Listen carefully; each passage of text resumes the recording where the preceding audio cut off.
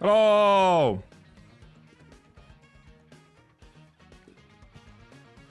I need to, whatever. I think I need to clean my little top or whatever a little bit, but without glasses went. Rude? Hello, hello! Discord has still yet to fix its streamer mode situation, I think. I'm way too lazy to do that shit manually.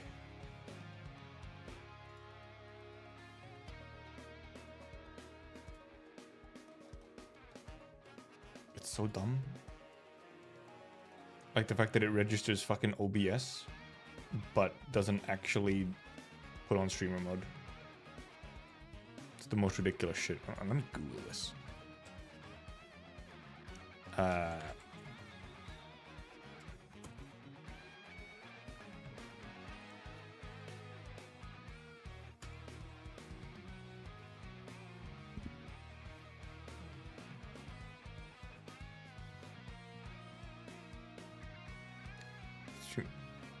Because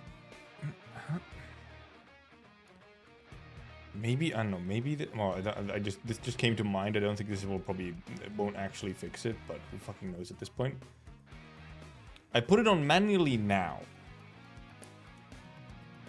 and we'll see if it now turns it off whenever stream ends, or if it will continue to be broken and like the automatic switching just will not work or something. We'll see. We'll see. What do I want to talk about today? Anything and everything. I have a couple things we could yap about. There's a couple things. Oh, I switched the game. Look at how small Arknights is, because it's in a smaller window right now.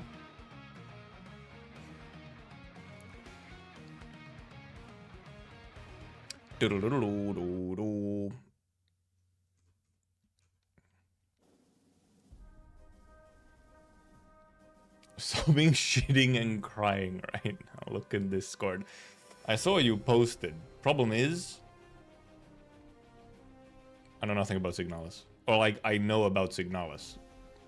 And vaguely what it's about. So I will not understand your sobbing or your crying or your shitting. Not like for real, you know? Also, alright. Oh, yeah. This thing broke at one point. Let's see if it works now. Where is it? Okay, now it functions again. This little music overlay like, was just broken on one day.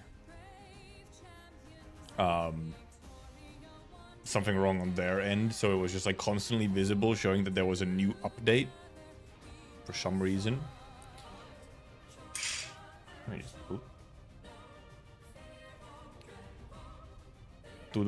horn music. Horn music. It's a good game. What can I say about being in it? I believe it's also like a horror, whatever. Isn't it like also like a horror game at the same time, or sort of? It's like survival horror kind of thingy-ish. I believe.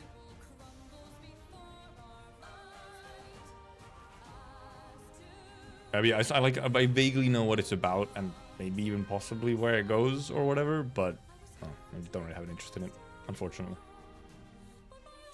But like, some parts of Signalis seem like they would appeal to me, but I didn't think the way that it's packaged ends up not appealing to me. I don't know. If that makes sense. More like the aesthetic of it appeals to me, and then like kind of nothing else about it does. Well, okay, no, some parts of like the themes, I guess, and what do also apply. I feel like I've seen some kind of video that talks about Signalis at some point. So I know like some things about it. Yeah, I don't think it's not a like jump scare type of horror now. Which is, you know, like the laziest, shittiest type of horror.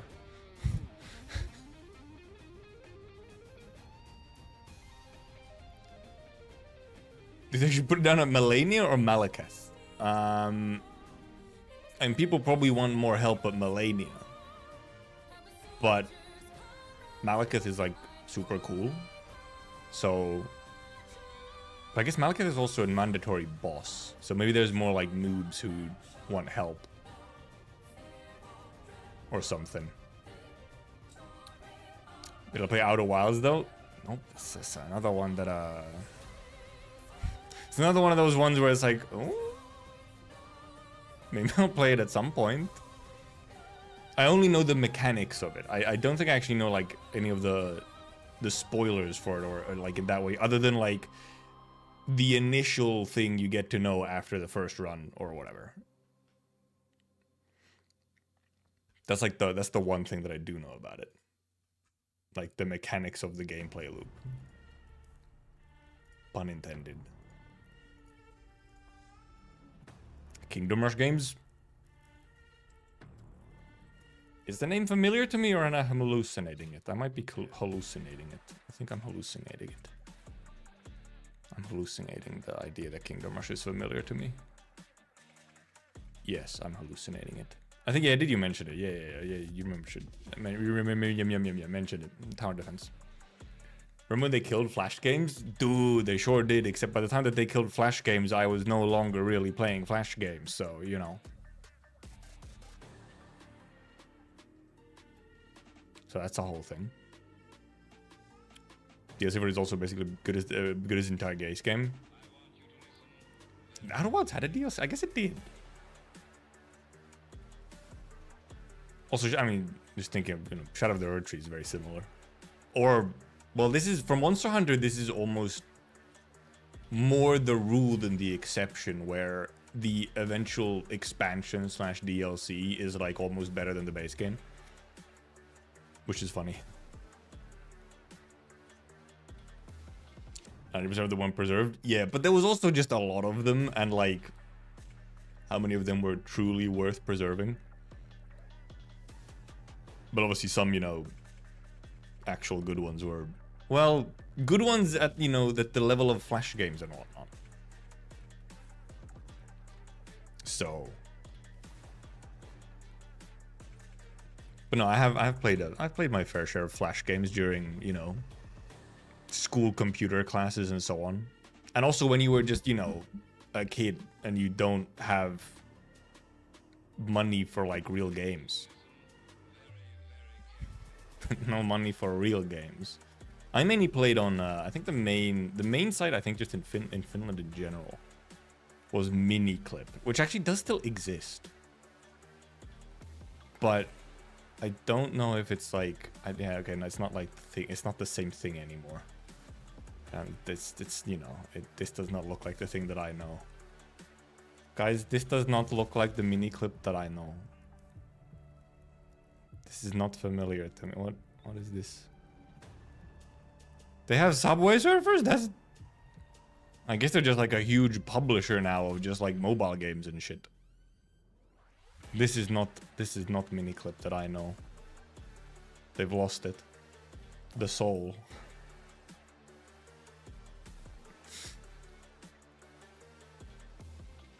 They have lost it all.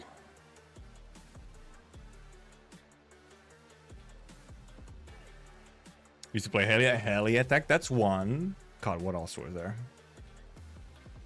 No memories of people playing Nintendo games in my country. Yeah, same. No, Nintendo was maybe it was just the people that I knew, but man, Nintendo was very much not a big thing here. I feel. Motherload. Mm-hmm. Oh yeah, Commando was one of them. Yeah. Have no brains to use torrents. I didn't realize this. Torrents are not that difficult to use, you know? Other than sometimes finding them, I guess. Oh yeah, well yeah, as a kid, yeah, you don't have the brains to use torrents. No, as a kid, you don't have the brains. That's what you meant. Yeah, no, as a kid, you do not have the brains to use torrents. Assuming you even have a PC that could like, you know, play them as well, because like I was a kid, most everyone was playing on mostly like consoles and so on rather than PC. Except for PC, of course on PC we're playing the Flash games and so on. Like, that's how it kind of went.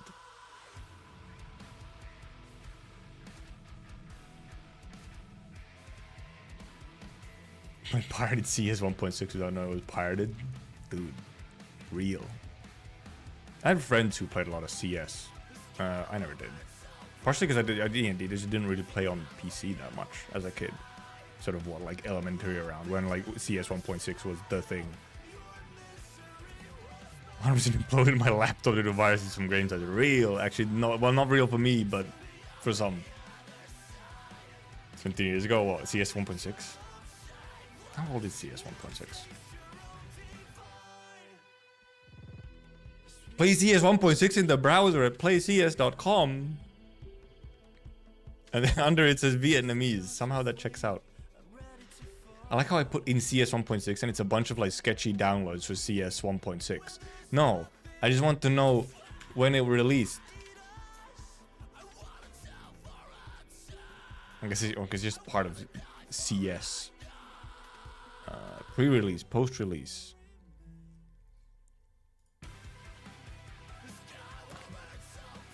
Show me, where's... And 1.6 would be post-release, surely. 1.5 was released in 2002.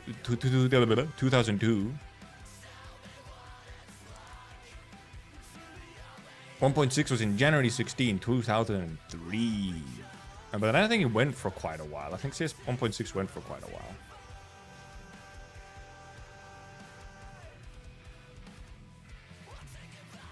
Also, it's weird that it's like marketed almost as like CS 1.6. Or they just like CS. It's just an update to Counter-Strike. But I guess it's like a big enough change that they were like, now it's 1.6. Oh yeah, because 1.7 never happened. Because then after you got the other Counter-Strike games. Like, what? You got... I mean, CS Source. And obviously, well, you know, Go at some point. Oh yeah, no, I also missed StarCraft. Age of Empires, yeah, Age of Empires though. Age of Empires real. Age of Empires 2 specifically. Also, there was this other RTS as well. My brother was into RTSs, so we had some RTSs. Also, I didn't even know Age of Empires was on PlayStation 2. Really? God, what was it?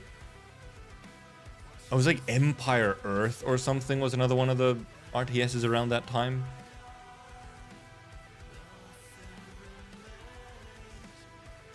Obviously Warcraft 3 existed as well, yeah, but we didn't play Warcraft 3, no. Our RTSs were more history based because my brother is a history buff and played RTSs. So we didn't have any StarCrafts or Warcrafts or anything like that. It was all like Age of Empires and so on. And then a couple of Lord of the Rings RTSs. You remember the Lord of the Rings RTSs? Those existed. Damn. Or just Lord of the Rings games in general. Like the Lord of the Rings PlayStation games? Huge. Massive.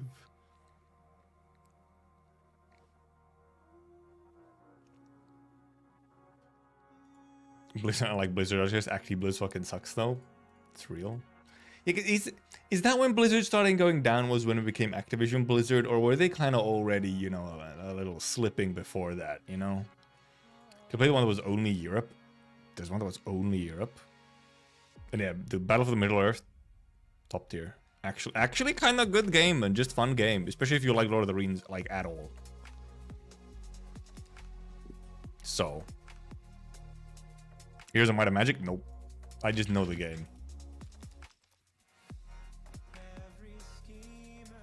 Like, I know of it. There's a lot of Heroes of Might and Magic, by the way. There's a lot of them. Slipping before the merge, but not as bad as after. Well, yeah, but because of that, because they were slipping before the merge already, you can't know for sure if it was the merge that truly fucked it all up, or if, you know, they would have gone downhill no matter if they merged or not. Because, for example, we have an example of a company that, you know, used to be beloved and has been slipping for the longest time, but have not merged with anyone, to my knowledge at least. Bungie.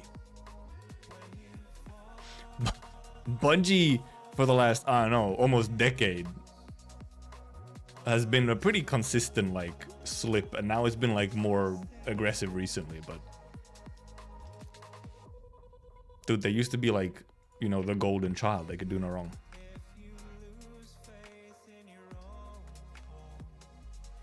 Has Activision even done anything right in the past few years? Right in the past few years? No. They've done things. I don't think any of them have been right. Other than, like, I think people, I think the only thing that they've done correctly probably is, I mean, fucking WoW Classic. People love WoW Classic.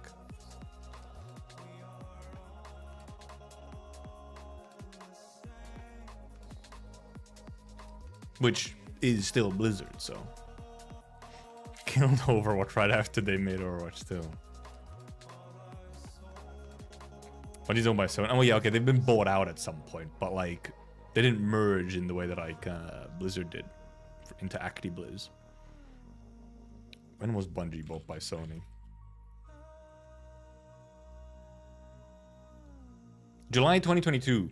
They'd been slipping before that, okay? Bungie had been slipping before 2022, okay? Just saying.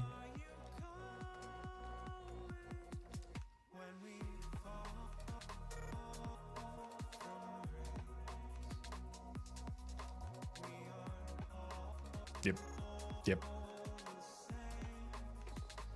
So anyone wanted a live service game, but you didn't deliver it well, but Destiny has been going on for way longer than Sony has been, you know, owning of Bungie. Destiny 2 was already in 2017. So like, damn, it's just more like, you know, after Halo Reach they started slipping pretty much. I mean, because Halo Reach was already like, it was mostly Bungie, but I'm pretty sure 343 already worked on Reach as well. Like, I think Bungie did the initial developing of Reach, but then, like, the further updates and, like, the managing of, like, the multiplayer and whatnot, I think actually was done by 343 for Reach. So, like, after they finished the game and shipped it, I think that's when Bungie left. The games Bungie made for something like Marathon. Well, Marathon is a real cool one right now. But that's the thing, it's just Bungie, they've been having some struggles. Some real struggles. Naruto can do more than 75k damage over S3 duration. Naruto is very funny, yes. I mean, is the 75k damage, you know, assuming like some AoE or just like a single target? Because obviously in AoE, you know, you can very easily get silly numbers. But then also 75k damage is like, it is pretty decent, but then you start remembering that actually some shit has a lot of HP. I still think stuff like numbers and HP amounts and whatnot in Arknights are like so obtuse. You have no feel for how much HP something actually has numerically. When it's like 75,000, that's a lot. And then it's like, oh, but stuff has like, some stuff has like a couple 100,000 sometimes. Dude, the Marathon played Tryzyn drama. The fucking shit was so silly. Like, yeah, it was just one guy, for sure. It was just one guy. Totally just one guy who was doing it. BioWare has also been quite consistent at making shit games. Yeah. What did BioWare make recently? And, well, you know, and some people obviously fell off of BioWare, like, the instant Mass Effect 3 came out. Right? Like, I feel like after Mass Effect 3, it's been rough for them. Also, yeah, S plus death in Chapter 5 versus S plus death in Chapter 14 is a very different thing. Because BioWare even they did Mass Effect. I'm pretty sure, did they not? And Dragon Age is BioWare as well. What are their games? List of BioWare video games.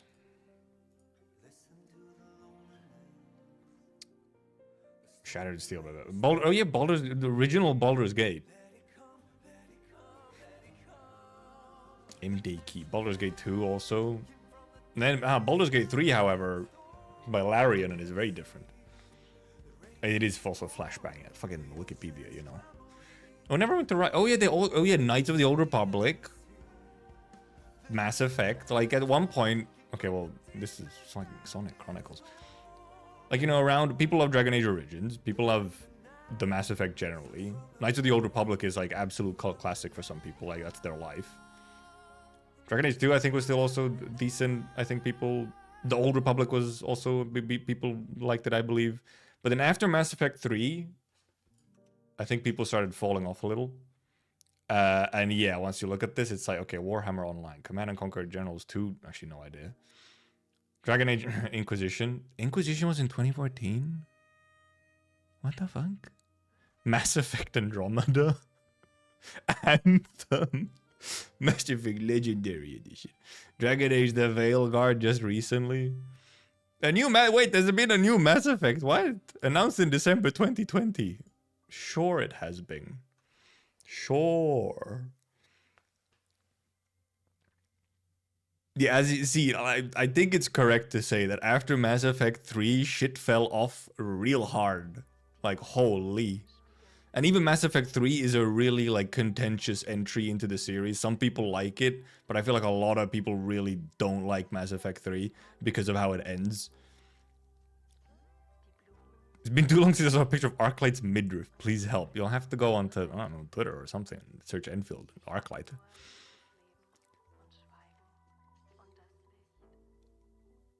It's all EA's fault. I'm not sure it is. I mean, they were indeed at some point bought out by EA, weren't they? BioWare.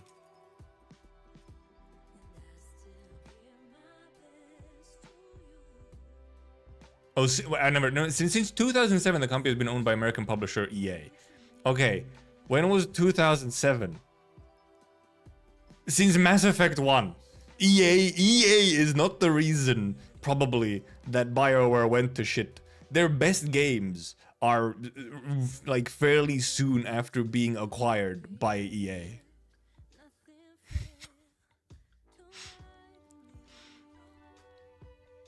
So, it's not that at the very least. Underrated got cut off with half the content missing. But, like, at least half the content missing. Also, you know, like, 90% of the animation's missing. Sudden pivot, lay hang ID, we can pivot. We're gonna, well, I mean, as usual for these streams, we're gonna be pivoting to like 15 different things. CEO, I mean, there's probably some internal changes for sure at some point. Because, I mean, a lot of these, obviously, like, you know, older, these companies, the game companies, we'll get to this soon, Xenesis. A lot of these older game companies, obviously, a really common thing is just, you know, slowly over time, a lot of the team just changes. Like, it's the ship as Theseus, but with gaming companies, where so many of them are just like slowly replacing all the people, all the creative leaders, and so on. And then, surprise, usually it doesn't go very well. Ship of Theseus, ew. Dragon Age never looked really fun. I mean, it was for people who like that kind of game, obviously, you know. Yeah, because that's the thing, is that usually when the companies are really good, it's because there's some form of, like, strong leadership in there driving the creativity and the innovation and, like, making good shit. And then at some point it falls apart when those people leave. And also often those people leave is because some kind of corporate comes in and starts dictating things. You know, shareholders. You get the shareholders situation. And sometimes the people who just used to be fantastic, like, they just fall off and aren't good anymore, or they get, like, corrupted. Still yearning for early days of WoW for all the things, memories made back. I did not play WoW at all. I would never been able to. I was too young. But I mean, obviously, WoW Classic is a thing, and I mean, lots of people have liked that WoW Classic. Some people have seemingly, you know, captured some of the original WoW or sort of old WoW life with WoW Classic. Club Penguin, huge. Club Penguin, massive. I did play Club Penguin a little bit. Hello Games is really loved now. Hello Games is, however, is a bit of a special case. For those who don't know, Hello Games is God, what the No Man's Sky, the guys who made No Man's Sky, where there's a 50-minute video essay about the in-goodening of No Man's Sky, because the game released and it was kind of fucking ass and didn't give any of the promises. And then over the many years, they have just remade the entire game, and it's actually like more than what was promised at this point. And all of it is fucking free. All the updates have been free. There hasn't been like, oh, buy this new pack and then you get all the stuff that we promised. They've just updated for free. And they're still updating it, I believe. When was like the most recent No Man's Sky update? Release log. When was this? Beacon 5.71. June 6, 2020.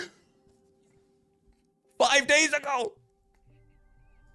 Not even 4 days ago was the most recent like stability and bug fixes update. And before that, there was a bigger update at some point. Like an actual proper, you know, extra expansion again. It's just ridiculous. Sean, I have money, please let me pay. I played some No Man's Sky. I played like probably good. I think I played around 10-ish hours of No Man's Sky because it was free on Game Pass. So I played it on Game Pass while I had Game Pass for a while. So I played like 10, 15 hours, I think, of No Man's Sky. Just didn't really end up grabbing me.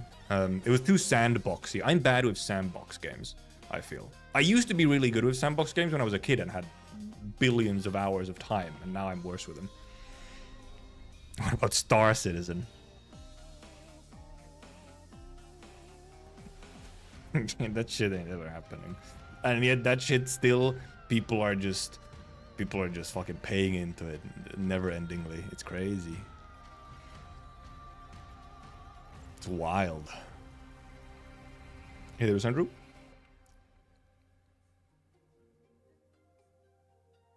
Been releasing updates for almost 10 years now.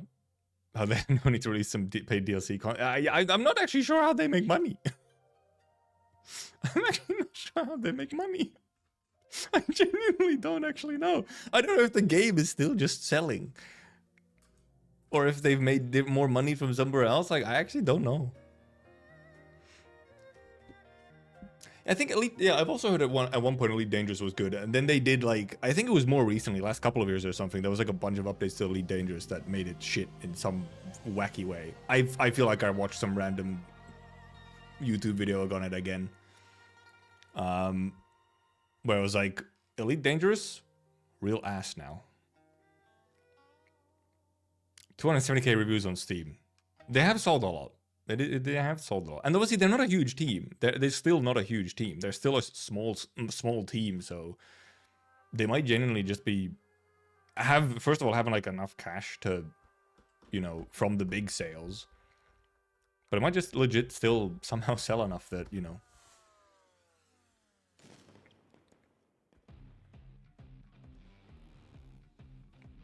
Wacky. Could just be. Wanted to say I believe in Team Cherry, but amount of communication happened, not even sure they're real anymore. Real. I want to believe in Team Cherry indeed, but holy. Also, give me a second. It's been raining today. Horrible.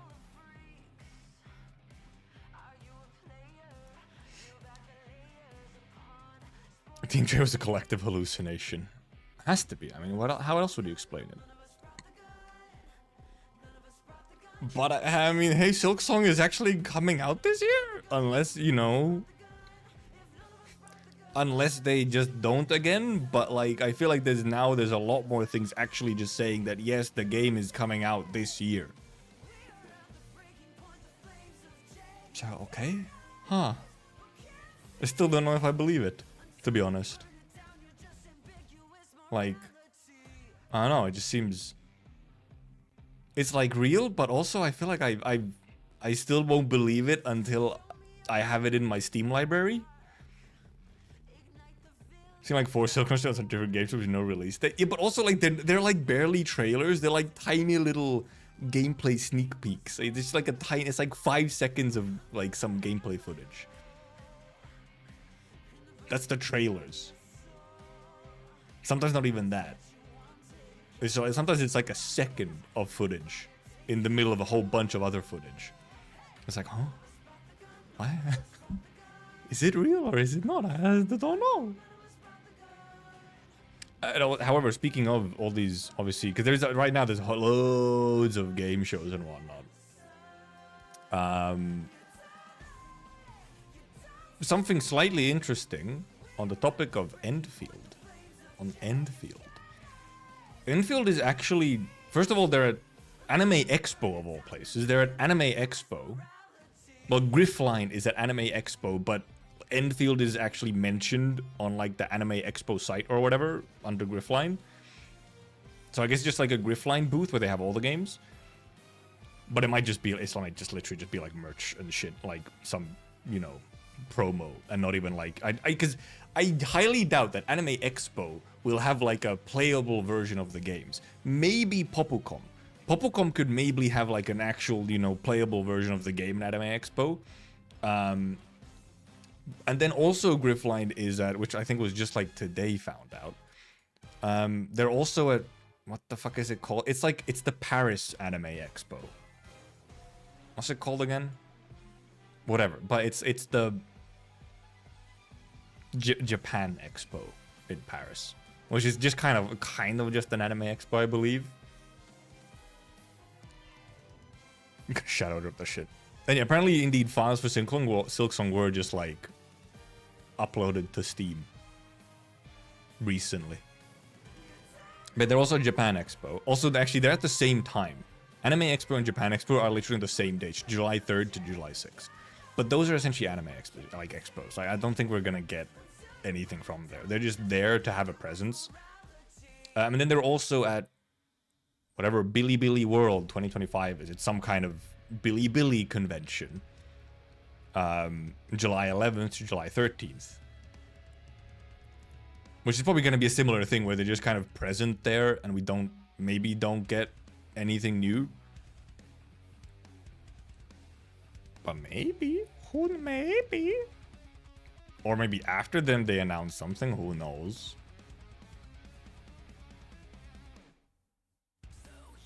But we'll see. The main thing is, however, that compared to last year, they're doing stuff a lot earlier in the year. Last year, Griffline was at like every goddamn game convention during the fall. Like since like it was Gamescom. And then, like, every games show or games convention after that, Griffline was there. Like, up until the Game Awards. And then after Game Awards, which they weren't at Game Awards, but then after the Game Awards, they released the new set of trailers and the beta and everything. So, we'll see. But I guess if they go with the similar thing, then they have a lot more conventions to go through before they do anything. Also, yeah, these are in July, so like in a month. We'll see. Circle back to Lei Heng ID. Masterful Gambit from June making Goon appeal Shushumaila Moust and making Power appeal Moust and Lei Salt. I like how Moust is in both of these. I like how she's in both. But yeah, no, we can circle to that now. Actually, because I want to find this. I literally posted this tweet, so I want to find it. Because this was a whole. Actually, I really did see multiple people talk about this, and I think like I get why they talk about it. But indeed, it's this whole discussion of like it's too early, or why are we getting a dude this strong? Why are we getting an ID for someone who is this strong? But then when you think about it for a moment, we indeed already have IDs who are like of similar strength level or possibly stronger. In just like in their own world. you know, in their own world, not when they're being used by the sinners, because the sinners are, you know, nerfed, like debuffed. But otherwise, yes, they exist. And like, even because like, and even literally the like the fucking, well, not the ID right before, but we have Zilu. We have Zilu, who is already supposed to be a very similar power level to Lei Heng. So it's like, is it that strange? Like,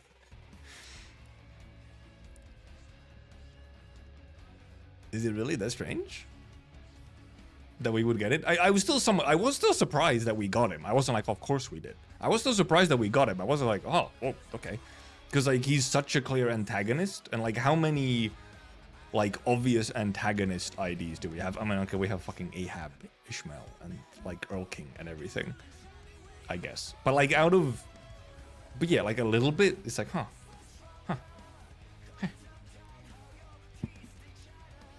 I think it's a straight up weak unless you do complete overwrite like Earl King. Oh yeah, that was also the thing, yeah, where it's like, you know, you're just like, by default, you can't get to the same power level that they are originally. Latest Kanto kind of, tell us it's less about their strength and more about combat experience. And maybe it's like both, kind of, somewhere. Enforced, okay, yeah, never mind. I'm fucking full of shit saying we don't have that many IDs or like full antagonists. I don't know, something about Lei Heng just did not clock me as like, yes, we will for sure get this dude as an ID. Something about it. But no, we did. Which, I mean, I'm all for. Cool guy. I mean, absolute fucking bastard. Like, terrible human being. But hey. And because obviously the reason why, you know, he seems so much stronger than anything else, like than any other ID that we have, is because he's the only dude we've fought who actually took the shit seriously. So we actually have an idea on how much the guy at full power would fuck us up. Everything else that we've fought, they've either been intentionally holding back or they've been debuffed by something. So I think that might be part of it, is that we finally like got to actually feel what it's like when a dude of this level just wipes the floor with all the sinners. So I feel like that's the part that's like sort of, yeah, the power level has been raised in that sense. It's the perception of the power level has been raised because of how Lei Heng was handled. Really surprised if we get the Jachui ID. That could still be the Honglu ID. It could still be. Also, obviously, this Friday we get the roadmap stream, so we'll actually know how long we have until Walpi. I'm mainly wondering, will we get the Honglu ID before Walpi? Probably not, right? Like, we might actually have the Honglu ID after Walpi. Because shouldn't Walpi be, like, kind of soonish, maybe, by our guesses?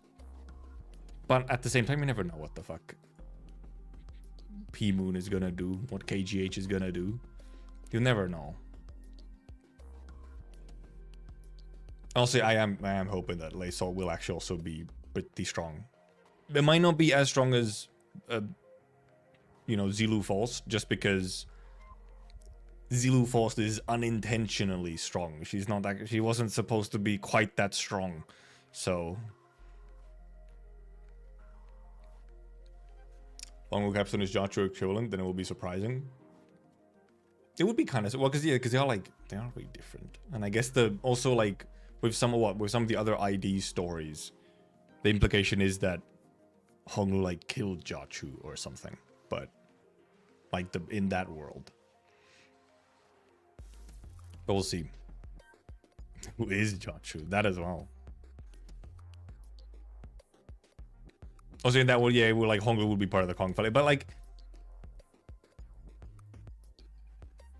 it might be like you could maybe see of it as maybe like a spiritual Jachu. Like imagine if,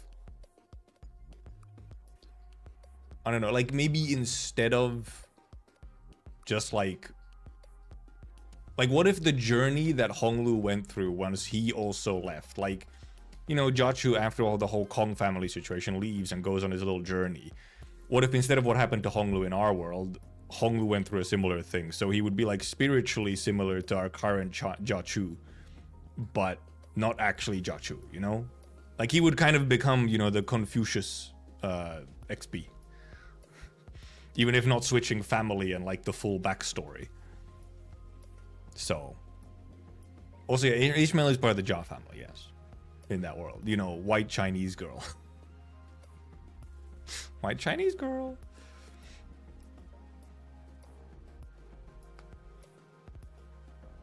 And who the fuck would be Jachu then? Well, that is also a question indeed of like... Immortal Elder Honglu goes... did you see the Immortal Elders? They did not go hard. They went soft. Some of them were literally in a jar of fluid. I assure you, they were very soft.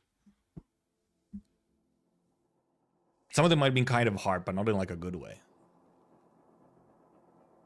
Shishunmal has Carmen going, I know this makes no fucking sense. Bear with me for a moment here. They're twisting it. Like, oh no.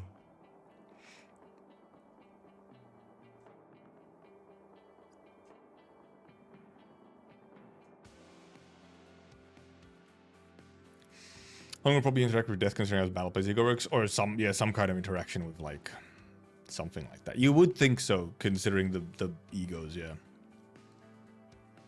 Maybe he has like some wacky revive or something. Josh is part of family and part of the one finger. Yeah. Well, he was part of a family. That family is like, you know, all dead. He's the last one of them, so like not really part of a family anymore in that sense. But he's also still kind of part of like the, you know, overall family of H Corp or whatever. But then also, yes, is part of the Pinky.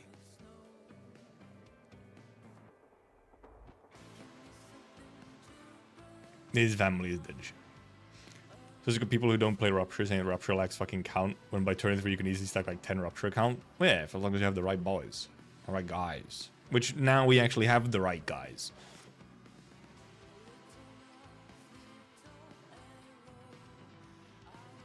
If you compare the sprites are pretty similar height. Are they? Shishun similar in height? I feel like they are. I feel like Shishun is so tiny. Even if Ishmael isn't like super tall, I feel like Shishun is tiny. At the very least, she's portrayed like so small. The right guy's having 3 mouths. I mean, yeah. Or even more. There's 5 mouths now. We have 5 mouths and like only from 2 mouth factions, but you know. Shishun is tiny though. Yeah, I did almost think that this was fake when it was first posted somewhere, like on like the Discord or whatever. I did almost think the Mersol was fake. And then I had to go check the actual Twitter and it's like, oh, wait. It was them. They did post it. Ishmael is also tiny, she looks big because of her volume of hair. But that's a different kind of big, if you're just looking at like, I don't know, height. But the roadmap live stream for Limbus is on Friday. But it's at like noon my time, which makes it difficult for me to probably watch it live.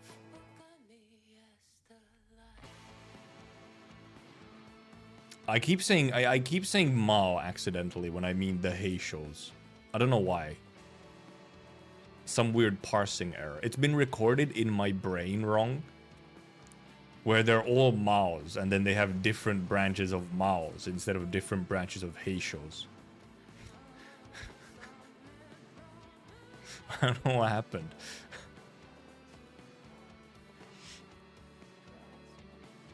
But yeah, I'll probably try and... I might just do like start maybe a little bit, because on Friday I plan to play more Popocom with Blue, because last week we couldn't. But I might try and then do like a quick like post watch along of this, because I don't think I can watch it live. And also the thing with watching it live is, okay, the thing with watching it live, other than it just being not a very ideal time for like a Friday, you know, middle of the workday and so on. Another thing is that I'm gonna be real.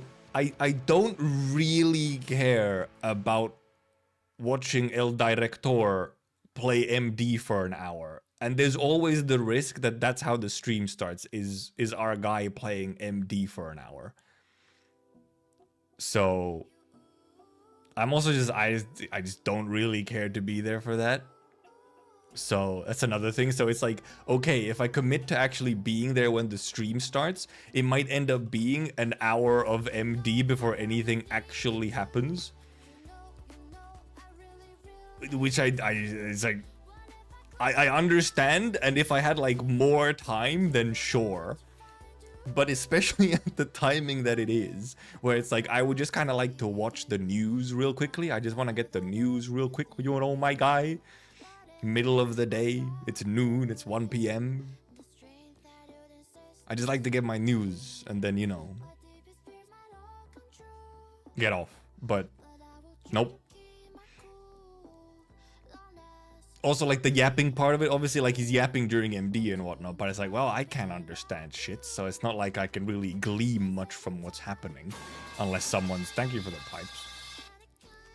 It's not like I can glean much until, you know, someone translates it. He has a VTuber mindset. Yeah, he's just preparing for when he has to start streaming to fund the games. Yeah, picture of he's playing MD in the background. Yeah, not even me playing MD, him playing MD. Give like an hour after stream start. Well, yeah, that's the thing. Is then you're like, okay, well, when is it actually starting? When is the news part of it starting? And also, how long is the news part even going to be? Last time it was like an hour and 40-minute stream, of which 40 to 30 minutes was actual news. So, play MD and erase the director. That would be funny. I mean, I won't do it, but it would be fun. You could do it. If you're watching him play MD, you could just, you know, split the screen. Your MD on one, his MD on the other. See who goes faster. But then we have season 5 star stream where we had 2 hours of news. Okay, well, I think I wasn't there. Yeah, season 5. Yeah, I wasn't there for the season 5 star stream. I mean, we also had... I mean, we had the stream where, for example, the collab was announced. That was, you know, over an hour, like however long that was also almost like 2 hours, which was just news.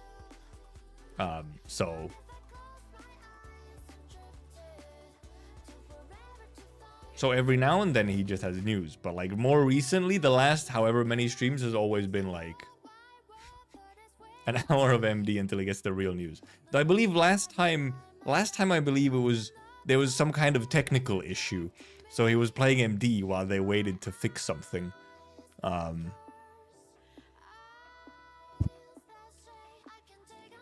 you dude, him playing the collab trailer for like the 5th time was still just... Because it was just like, hey, why is he playing it again? Does he just want to watch it? He did. He just wanted to watch it. Because that's also... Well, because, I mean, it specifically said as a latter half of 2025 roadmap live stream. Which I guess... Was that what the previous one, where the collab was announced, was that also what it was named? Was it named as roadmap live stream, or was it something else? Where is it?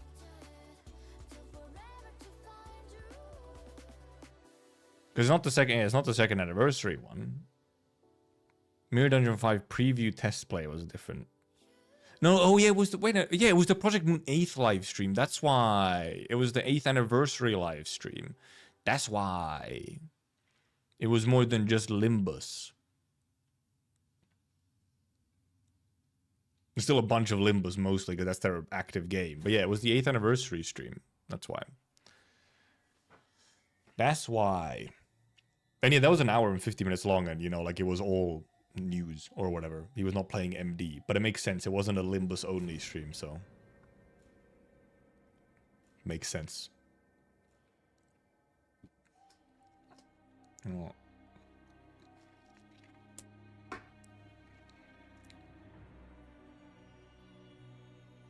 I do, however, I do like how the Limbus Company's 2nd anniversary stream, and then it says main news at 6 p.m. KST. Because he started early and played MD. This fucking guy. This guy. Wondering how people run out of LMD. It's very easy at some point in the game. It's very easy. Things just take a lot of LMD. So then like, boop, whoopsie. I believe it's not even a decade since it's completed. I was like, wait, it's been 8 years since it was made? Damn, never mind. So I guess then you think about like whenever LobCorp was out, so you know. Just make an Aleph just for the AK collab. I don't think they make it just for the collab. We'd get the first Aleph ego in something that's actually relevant to the real game.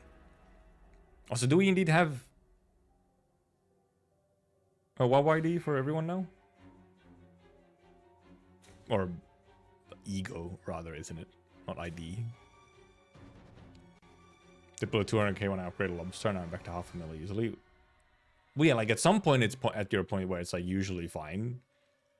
But if like mid-game or something, I don't know. When you're doing like a lot, you're upgrading a lot of units.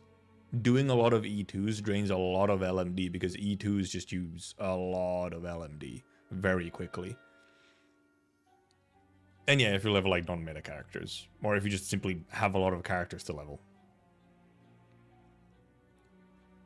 So, well, also, there was an announcer for the collab, right? I think so. I think they said there was an announcer. I think it was actually even, maybe it was a translation error, but I feel like I remember there being something about the announcer specifically being Amia. Which, like, makes all the sense ever. Like, if there ever was an announcer to have with the collab, it would be Amia. Like, so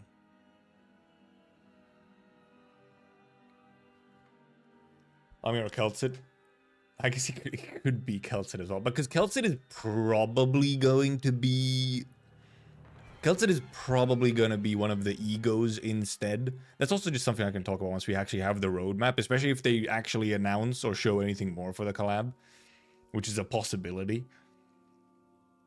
I feel like Keltsid is so tied to being whatever forced ego is that she can't be the announcer. Like, it has to be Army announcer, and then Keltsid is one of the egos because forced is one of the sinners who gets a collab ego. Because we know all the sinners who get a collab ego, right? Hey there, Bakon. Check on wiki for the... If we do we have all of those? Keltsid forced ego would be rupture. Well, yeah, because it's true damage. There is indeed an arknights limbus collab, yeah. It was announced, I mean, at this point quite a few months ago. But it's still like... It's like this September or something. Do we have WoW ego for everyone? We do. We have WoW ego for everyone. Because whatever, the one that we were missing was Hongus. Oh, Hongus and Sinclair were both missing egos. WoWs, yeah. WoW ego. IS5 new energy should be very close for global. Yeah, it should be. Actually, we might as well. We can pull that up. Unless we have something specific we still want to do for Limbus, but we can always go back if we want to. Does anyone have the fucking data mine for... The scheduled data mine for what's coming on arknights Global? I know it exists somewhere. Was it posted at any point? State a reason for its only egos and no IDs. This just is. I don't remember if they actually specifically said why. But I think it made sense that it's mostly egos. Egos generally have like flashier animations and stuff, so I feel like they work better for something like a collab. And it just, I feel like egos are easier to implement into the sort of, you know, wacky multiverse the issue situation or whatever. A director said egos are less prone to carapace. Was that also part of it? And I feel like, yeah, I feel like it's just easier for like lore reasons in some way. And also IDs do require quite a bit more effort than egos. Like,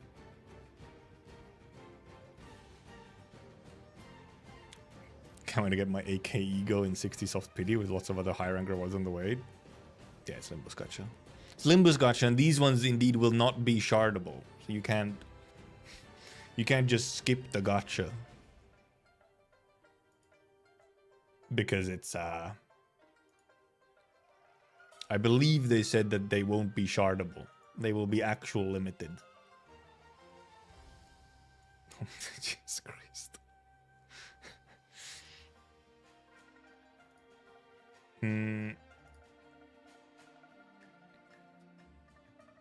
Oh, we don't know if they're going to be shardable? For some reason, I remember just saying that. I guess they would just said that they're limited in some way. Rather than that they won't be shardable. Maybe that was it. That might have been it. I'm going to try and find this damn... Gonna try and find this data mine schedule for Arknights.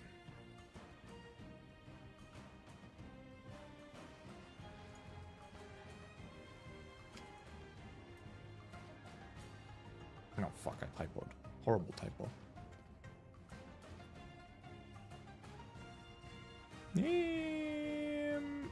6 days ago. There should be. Yeah, okay, here it is. I think I found it. Okay, fuck you. Why are you in fucking white mode, you piece of shit?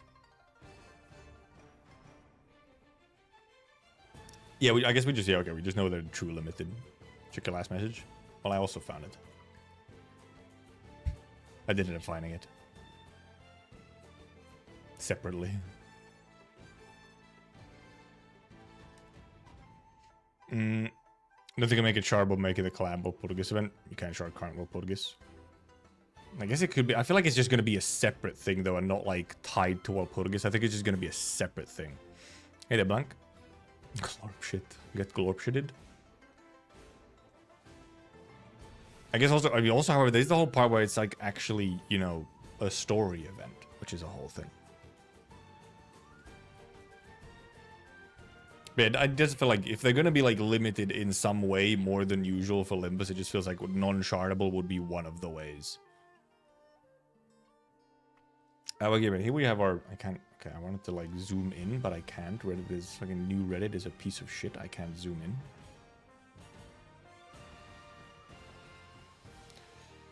I guess I can make it bigger. Well, yeah, this one literally just started. Well, actually, never mind. This was... No. Sorry, this is indeed starting tomorrow. Yes, this starts tomorrow. And, well, because these are, you know, the same thing. These two... This is, like, just, like, a mini event, and this is the login event as part of the mini event. It's like a mini game event. We skip the collab in the sense that I won't be rolling for it. Yeah, I'll probably like read it and whatnot. Dude, I have to read it. I have to like read it at the very least and so on, and like in some way interact with it. Literally just because I can put the title as Arknights Veteran reacts to the Limbus Arknights collab. Like, come on. It's free clicks, man. It's free clicks. It's so easy. Man, thinking one of the egos as a freebie? That's a very real possibility. It depends on like how they would implement it. So that might be like 50% Limbus streamers. I don't think it is. I feel like most of the Limbus content creators are like very heavily just Limbus. So, also, I'm probably more of a veteran than most of them, if not almost all of them. Good thing I know you're ready. If I see people with X-person reacts, I usually block those.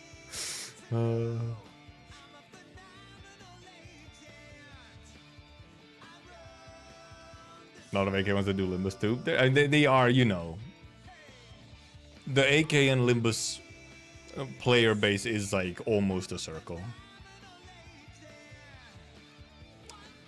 I do not need to roll if there's Lappy. Also, man, never mind. We don't know the Arknights characters, so I just don't think there would be a Lappy.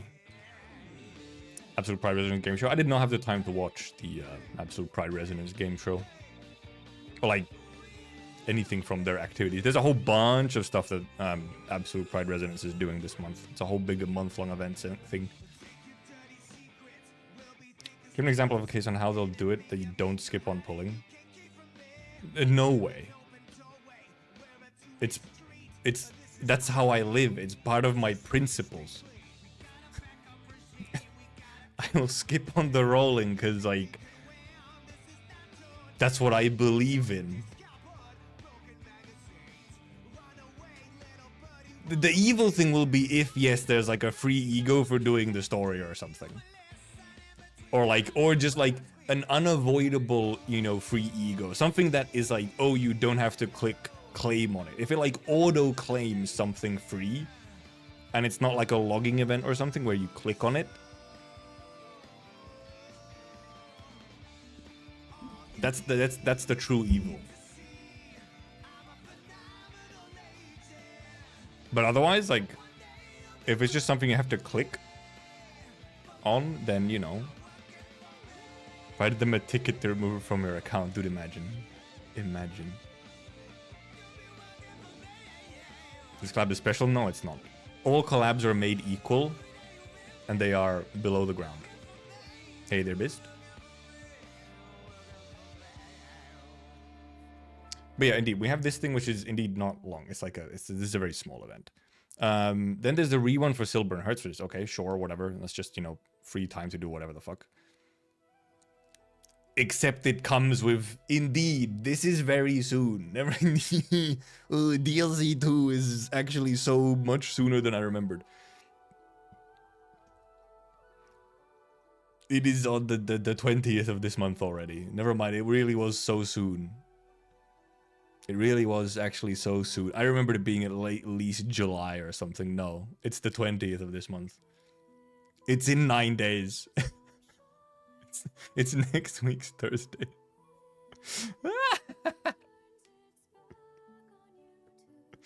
Oh god, that's fucking Jesus. Well, at the very we sure have stuff to do for it then. Oh yeah, the Mudrock skin as well. Actually, I'll have to farm up points to actually get the Mudrock skin. Mudrock skin. I can speak. Also, there's another login event that starts at the same time. There's 3 things that start at the same time. Login event, IS update, and the rerun for Silver and Hertz. Record restoration a week later. Okay, sure, whatever. And then it's another rerun. After this rerun is over, then we have another rerun and a record restoration.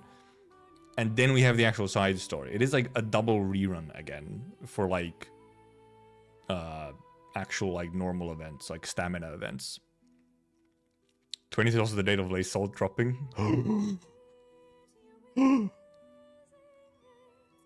Veteran 8 streamer attempts IS5 ending 5 diff 2. Real. And yeah, they're building up for you. Well, I guess, I mean, all these reruns are supposed to happen. So, like, because actually, for example, now we're in the order that this is normally on CN, where the rerun for the previous event in the series is before the new one. Because on Global, we very often had it flipped around because of schedule differences, where the rerun is afterwards, which is very silly, because if you have people who have joined since then, they can't do the previous event in the series. We had the last couple times already. Did we? Did we? Did we? Where are they? Events. Oh, 4 more events for 2025. No, because for example, Zwillingssturm was after Syracuse or Portatore, which originally was before. Never mind, it wasn't. No, it wasn't. November 1, November 25. No, it wasn't. Never mind. Holy moly. This is just a different order. What was the last rerun? So this rerun here, which I what's here? What is like? Because it's specifically the quarterly events. But this one actually, yeah, okay, this one actually was already like the normal order. Because it's usually, it's specifically the quarterly events where it's like the other way around. And I guess we did here as well, because yeah, we had like 3 fucking reruns in a row over here. Which was like an odd order, but we did have like 3 reruns at the end of the year.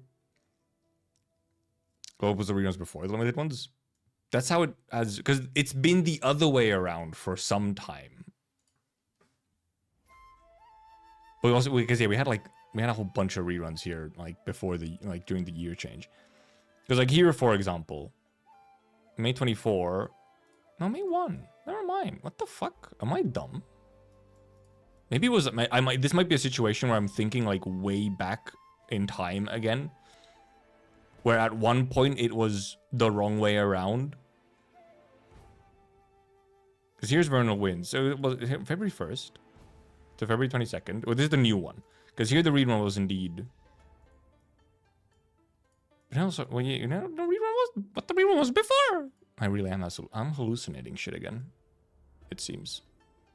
When the fuck was it when I've gotten this idea in my brain that we have shit the wrong way around? Circus Arena October 22. So it is here it was after. And no. Here it was before. May. April. Yeah, because yeah, here it was the wrong way around. Yeah, this is CN and this is global. Left is CN. This is CN date. This is global date. That's what I'm looking at. I'm looking at the CN dates on like, because well, also they're listed in the order of the global. Like they're listed in global order, but then the dates obviously here are CN. So January 18 to February. So these were like in the correct order. Here it was the wrong order, where on CN the Sirakusano rerun was before Zwillingstone.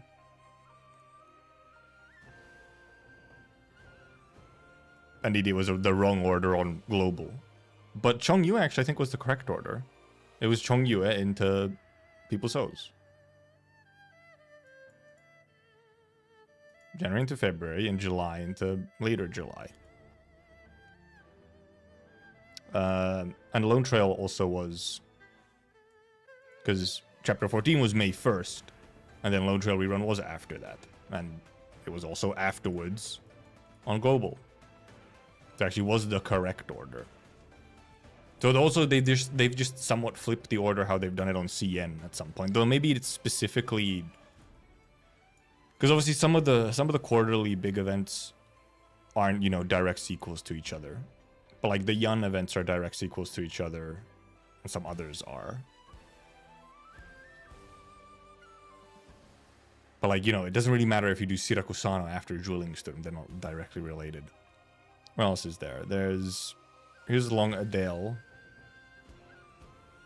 August 1st, August 31. So this is the right order. Never mind.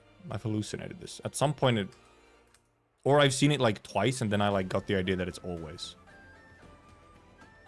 Please don't run. Suben several is an old Suben before a new one. I guess that probably is what I'm thinking of.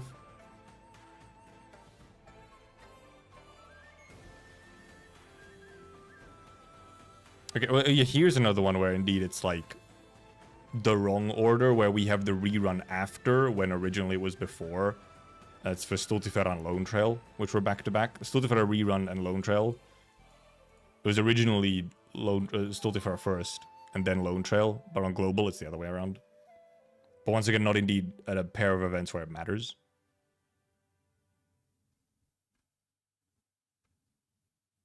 Then obviously we have... Well, here it was also the... Oh, yeah, here it was also... Yeah. Here is where it was the wrong way around for global. The rerun was supposed to be first, but for global it was the other way around. Winning always. Forevermore. Yeah, this one was another one where it was the wrong way around. This is probably when I started being like, why the fuck is it this way around? Because it didn't make any sense here. Like, it was extra not making any sense to have them the wrong way around. And then I probably just like confirmation biased it from then on. Except, I mean, it was the wrong way around here, and then the next big quarterly event was here, where it was the wrong way around again. And after this, the next one was here, where here it actually was, however, the right way around. You're gonna try Baba Is You? I did see you in Cookie's chat earlier today.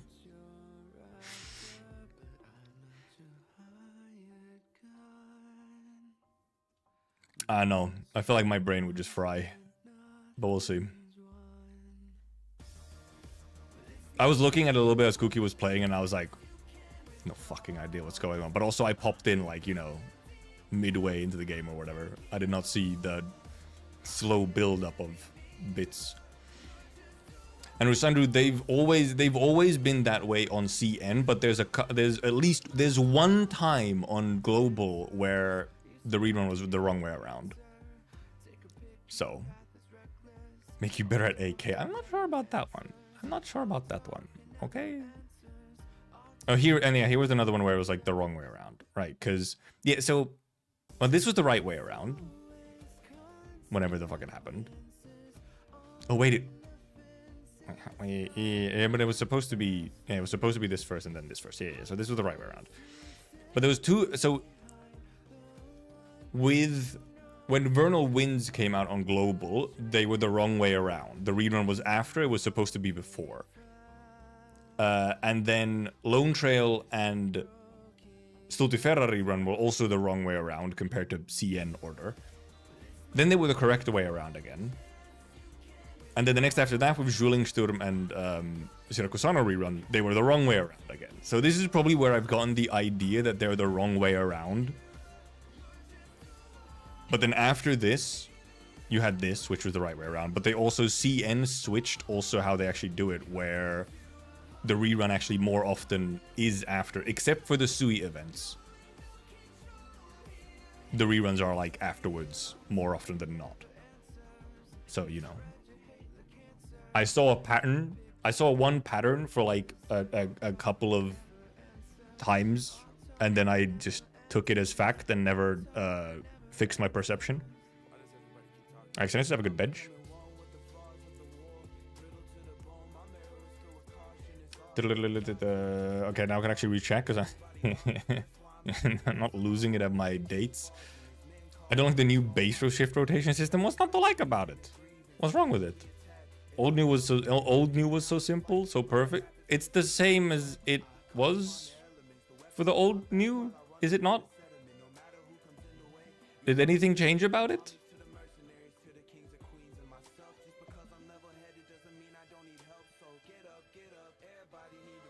The summer event rerun you were looking at was also the wrong way around. No, it wasn't.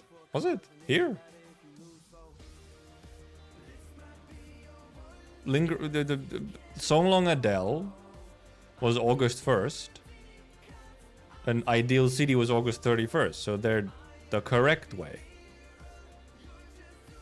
It was Adele first and then Ideal City. Yeah, but we're looking at the CN order. Because the images are global order. The images are global order. This is the CN date. So you can just compare those. I mean, you can also look here, January 16, February 6th. It's before, after.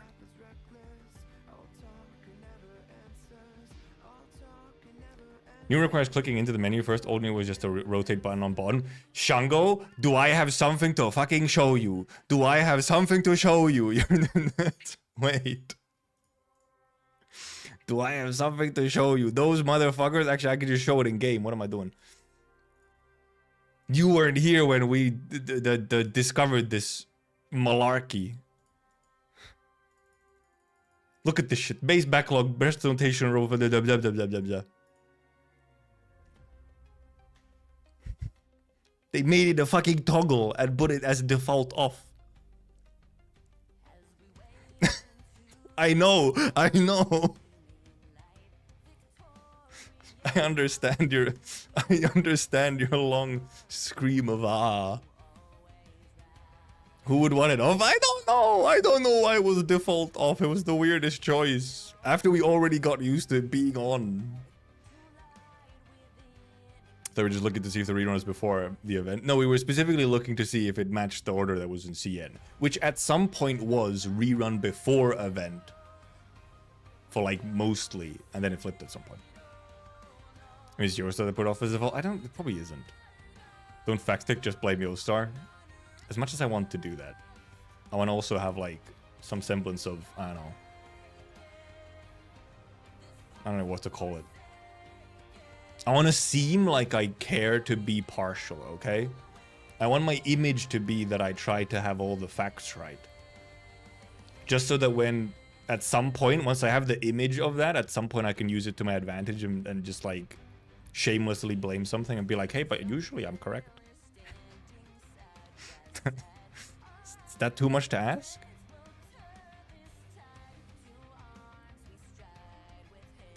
But yeah, I mean, well, so indeed, okay. So next Thursday is already the update to IS5. So, you know, there's gonna go returning to IS5 gaming.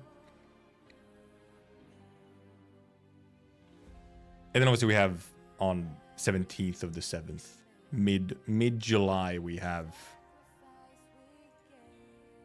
like right in smack dab in the middle of July, pretty much. We have also wait, that's a Wednesday. No, it's not. That's a Thursday. I'm dumb. It's not Wednesday, it's a Thursday, as usual. I just like that our update date is Thursday again. Okay? I just like that update day is Thursday again, just in general. Because at one point, for a short while, it was Tuesday, and I was like, that's annoying. Thursday is a much better update day for me. Yeah, but then we have this, obviously. And that's like the next new event. Like, when it comes to, for example, reading through events, we won't have shit until here. 20th is Friday this week, this month, yes. I was talking about next month, of when this releases. And then there's like the IS3 update or whatever. And then we have a contingency contract, which is like, I don't care. Good song on this one, really good song on this one, but I'm not gonna play it. I'll get the skin. I'll get that much. If this one even came with a free skin, I don't even did. 20th and 17th next month. Yeah, that's how it works. Yeah. Also, I guess this one actually isn't confirmed. This one actually technically isn't confirmed date. So this might actually not happen at the same time. We'll see.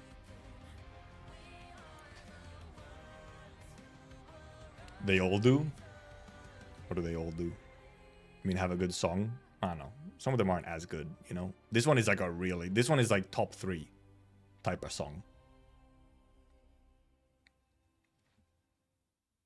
Pretty much non-story event. Oh, you free skin? Oh, skins. Well, no, because not all contingency contracts add a new skin. The new ones might add a new skin every time because of like the mechanics of it. But the old CCs did not always add a new skin. So, I'm pretty sure. Maybe they did. I don't think they did. There's not that many CC skins. Most non-story events probably do get a skin though, yeah, of some kind. I mean, even like the login events, you often have a skin on them, like this one. I mean, this one doesn't, obviously. But obviously, yeah, this upcoming one, the one that starts tomorrow. This one is it's like some kind of mini games and whatnot, but it's a collab with like the Chinese Film Society or something like that. Somewhat surprised that we actually get it, but I guess because it has like an actual gameplay portion of it, so we do actually get it. It might be like presented differently rather than as a direct collab with the Film Society. We'll see. What if we get new units for future CCs? Oh yeah, that is true. There were indeed some CC units, which was, now that I think about it, is a strange one. Now that I think about it. Because like, what are the ones? What are the ones that exist? We go to CC. As you can see, I did not clear this shit out. Where's the old store? Is the old store not here? Oh wait, no. Is the old store just like down here somewhere? How many skins? 1, 2, 3, 4, 5, 6, 7, 8, 9. There's 9 skins, but also not all of these are actually CC skins, I'm pretty sure. No, this does not have... Oh, no, it does have... No, these are tokens.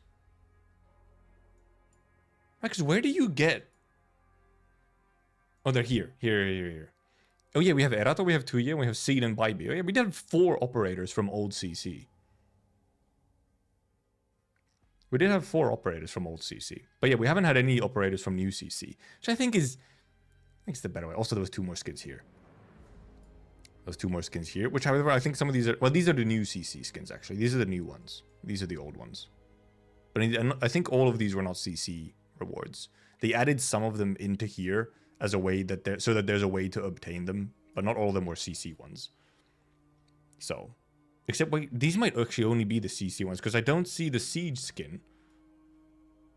I don't see the Siege skin in here, which was one of the skins that were added to CC store, because there was no other way to obtain it, but... Atomic Guavas catalog. The ban for extinguished shins. I feel like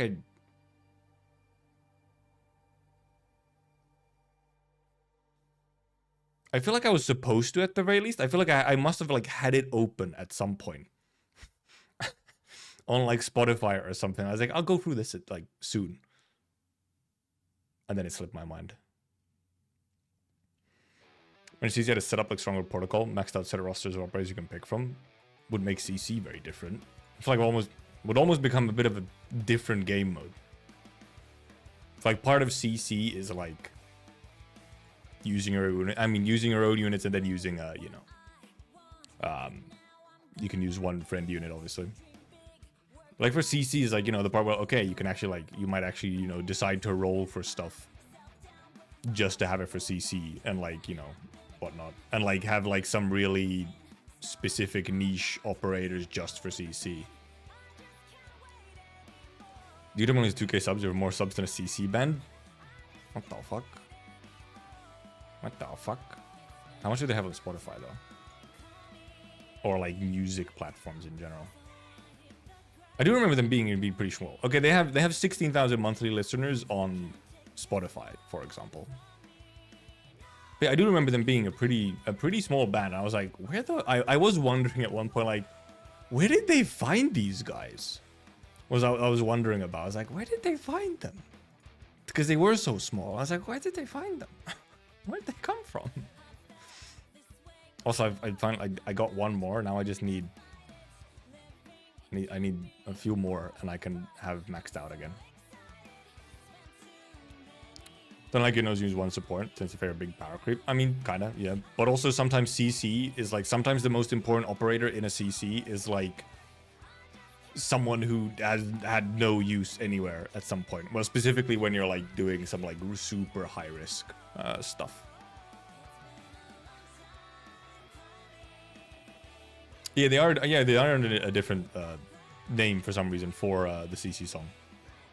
But also, actually, yeah, because they do actually have a YouTube channel under Fruit Juice as well, which is, for example, where they have actually uploaded. They actually have an upload of, like, for some reason they're under a different name, but this is the people themselves. Like this is not like some other channel. This is actually them. And for some reason it was uploaded the 22nd of February this year. Wait, is that actually when it released? Said it's a new project? Oh, okay. Not the exact same band member. Oh, yeah, I guess that's how it usually is. If it's not like the exact same members, then it's under a different one. Because, yeah, for example, on Spotify, when you go and it says Fruit Juice on like the artist for the CC song, it doesn't go anywhere because they're like, at least back then, they were not yet like listed, I guess, as an artist. It was like, okay, it was like a month after, yeah. Because I feel like it would have popped up if it was uploaded like at the same time, and it would probably have more views. But at some point, this just came into my recommended. I was like, what the heck? It's like, wait, it's them? But yep. Obviously, they have some links to. Well, this is obviously the. We say Nocturne Heretic, yeah, was the vocalist, I think. They have like their own, little things as well. Instagrams, I believe. Instagrams. I don't have an Instagram. Who has an Instagram in this day and age? Probably a lot of people. But really good song. I guess that's the main thing. When I don't use it. Real.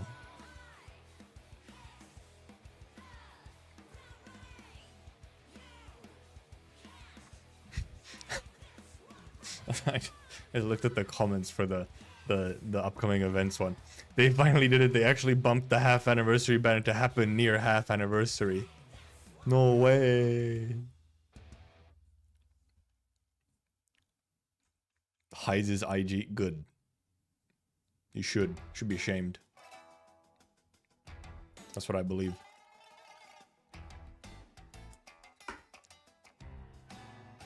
But also, yeah. However, I mean, I guess we should. This is a faster pace than usual. It is faster paced than usual. There's not really like when's the next sort of at all dead time really? Like between here and here, and technically you have an update to IS3 in the middle here.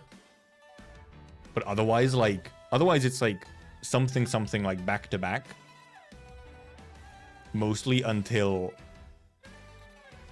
because you know this is almost a month apart. This is a 3. Actually no, because this is a 2-week event, isn't it?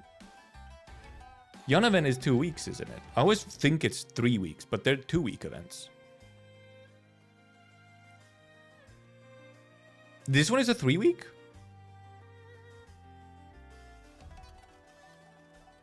Aren't they 2-week events? Any limited event is 3 weeks? I don't think that's real. Wait. No, look. No. No, July 31 to August 21. Yeah, okay, no. One of them, I swear to God, one of the Chinese New Year events was 2 weeks. I swear.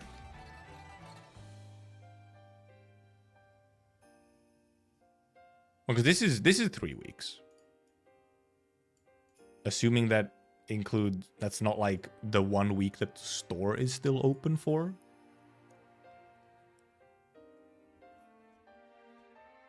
Which it shouldn't be. That's a rerun. It's a rerun.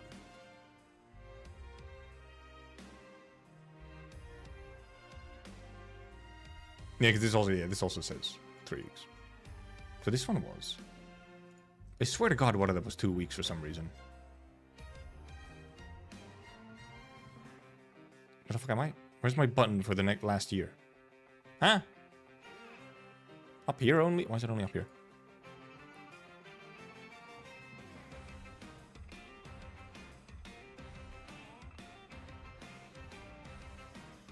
This is the rerun, duh.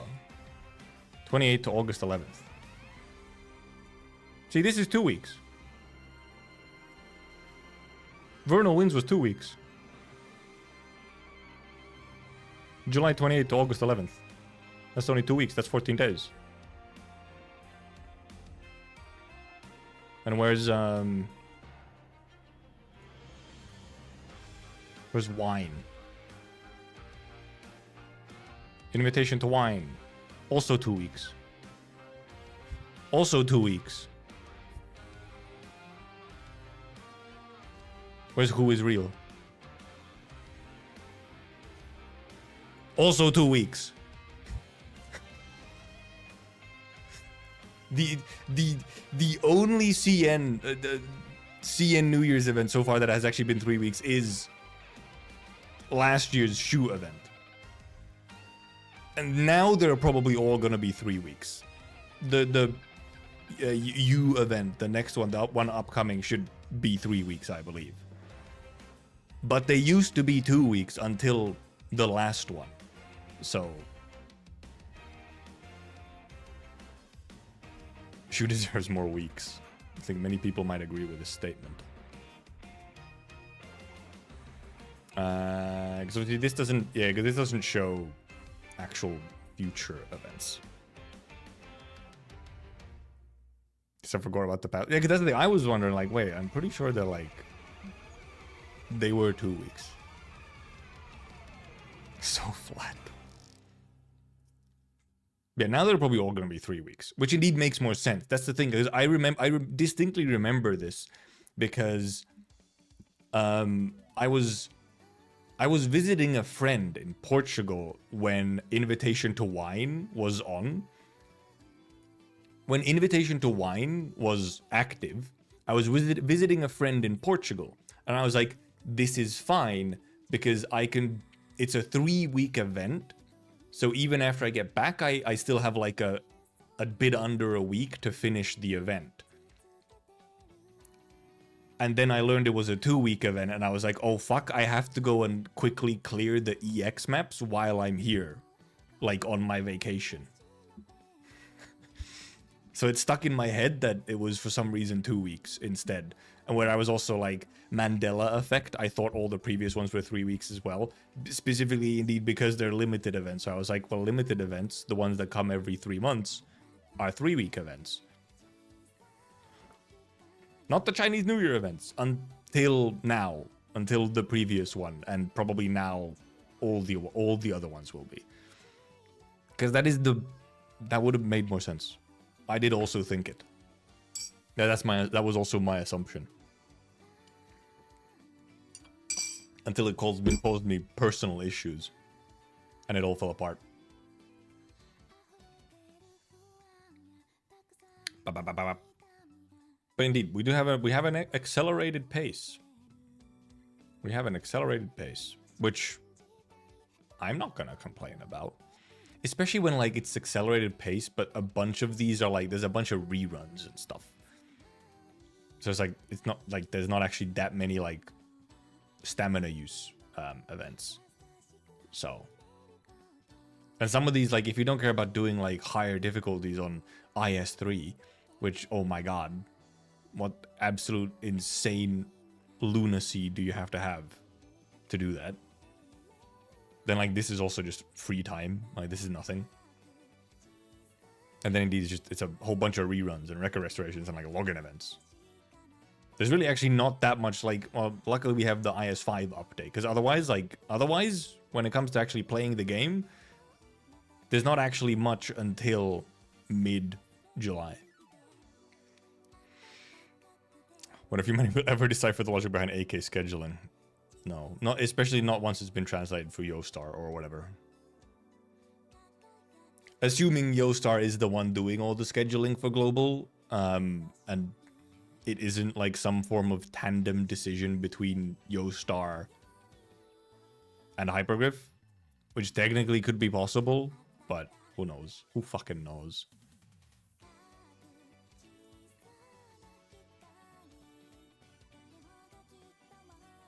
Man, stronger protocol though. Surely it comes back at some point. Was right now in the one? I mean, what is going on in the game right now? Fucking Exodus from the Pale Sea. I read it. I finished it yesterday. It suddenly disappeared from my mind completely about Exodus. I did like Exodus in the end as a story. There's some pretty good moments in Exodus, I feel. Even if to some like, I heard right before I read it, someone was like, "Oh, it's a bit divisive in some way," where some people feel like it wasn't that big of a deal. It's not like a huge event. It's not like a big, huge, oh my god, the lore implications type of event. But I think it stands on its own pretty well. And there's some decent characters, we get some decent new characters in there, and we get to see like some interactions and some stuff that you really don't actually see that much. Like in reality, everyone, like the entire fandom knows like Thorns and Weedy and Elysium and so on. But most of that interaction is actually like just in fandom and stuff. And out of like a couple of, there's like a couple of operator records or whatever. We don't actually have that much of it directly in an actual story event and so on, which now we actually get to. And Thorns is little character art was actually pretty nice. Global inside by water buffalo pooping in a field. For sure. It's some kind of, mythical. And it also, did delve into just how bad shit is in some of those Iberian villages. It's like insane. New op record of Weedy open a mortar with Iberian Inquisition. Yeah, Weedy was there. We did not actually see that much from Weedy. Weedy was there to like, almost as like a comedic relief piece, to just suffer at the hands of Elysium. is what Weedy ended up like being there for. Don't talk over Eternal Flame. No, go listen to it yourself. Well, yeah, I assumed it was in CN because Weedy does not have an. Does Weedy have an op record? Weedy has an op record, but not two of them. Only the first one so far. Which I can't remember what it's about. To be honest, I think it was mainly like about like her being like a germaphobe or something. That's like a whole thing of her. Which indeed it was frankly it was shocking to see Weedy be so okay with just like the pirate ships and whatnot, considering she's a germaphobe and like so on. Where is the Pale Sea in Iberia? Dude, somewhere inland. On the right or the left? I mean, it would be on the right, isn't it? Because I'm pretty sure the sea is like on the left. Or, you know, the west. Surely the sea salt, the Pale Sea is inland, so. If I have the right picture in my mind of where Iberia is, which I don't necessarily have.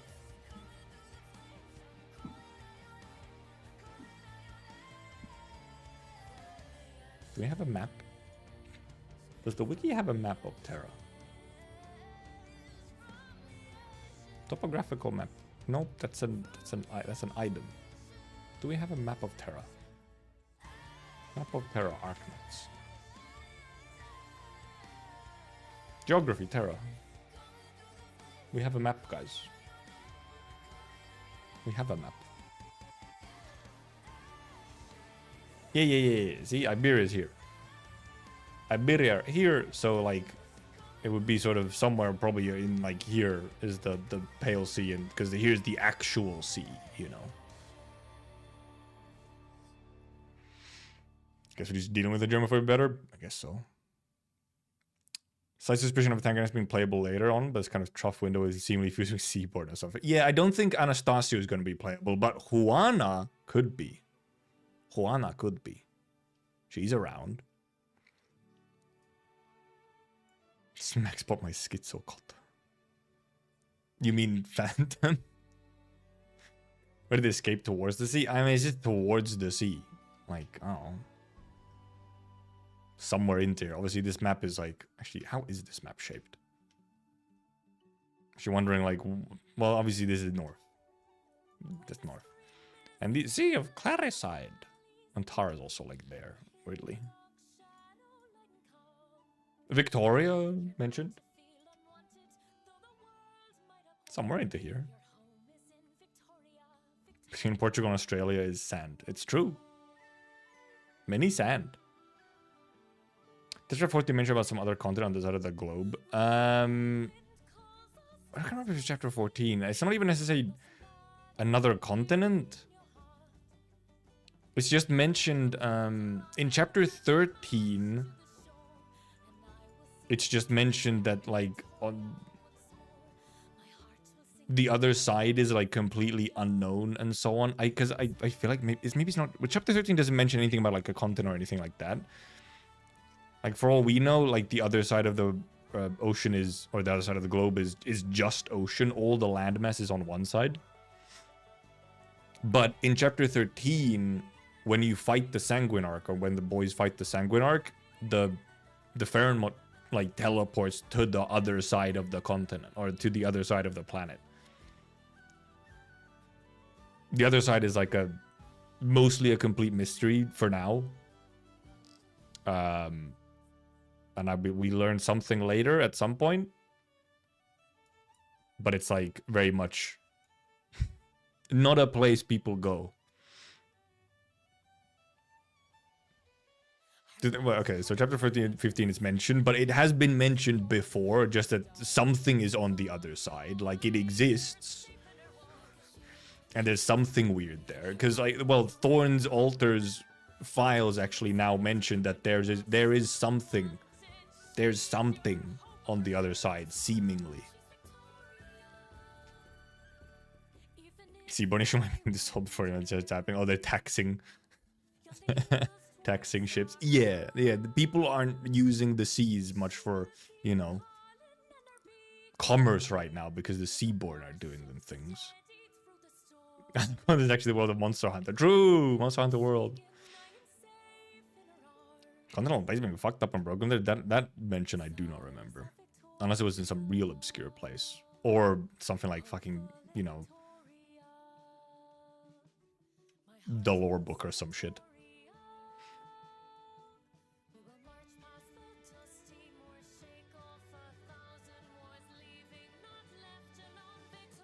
So Boulevard is over like here. It's not like in the south, it's to the west.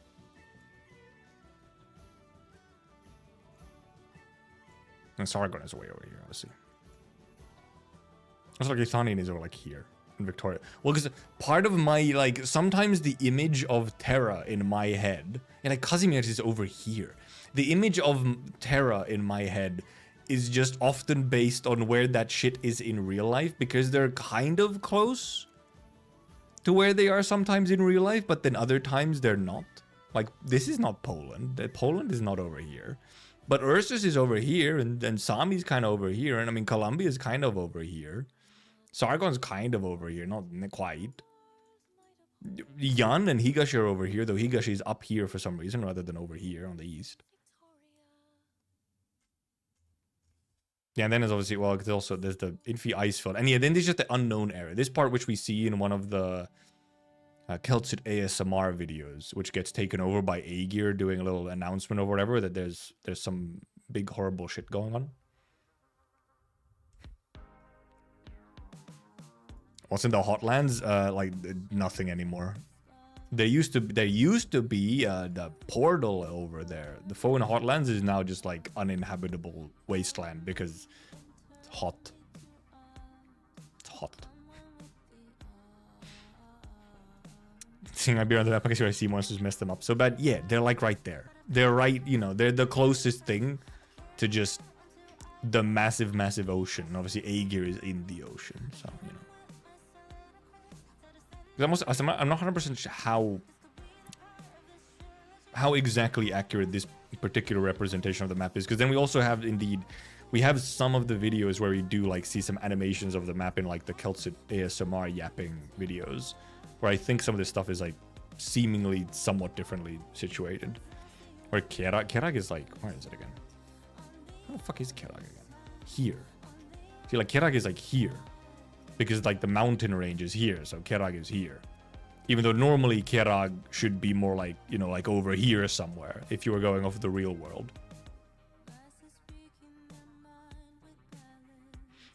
Other regions usually place their own content in the center.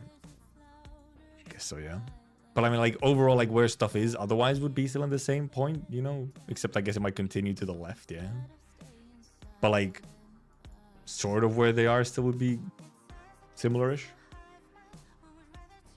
And they kind of fit the EU map, but then not quite. Like, sort of. Like, obviously, Victoria is, like, you know, way down here when it should be, like, it's... The UK is not this far down compared to, like, Russia and Poland and Germany, you know.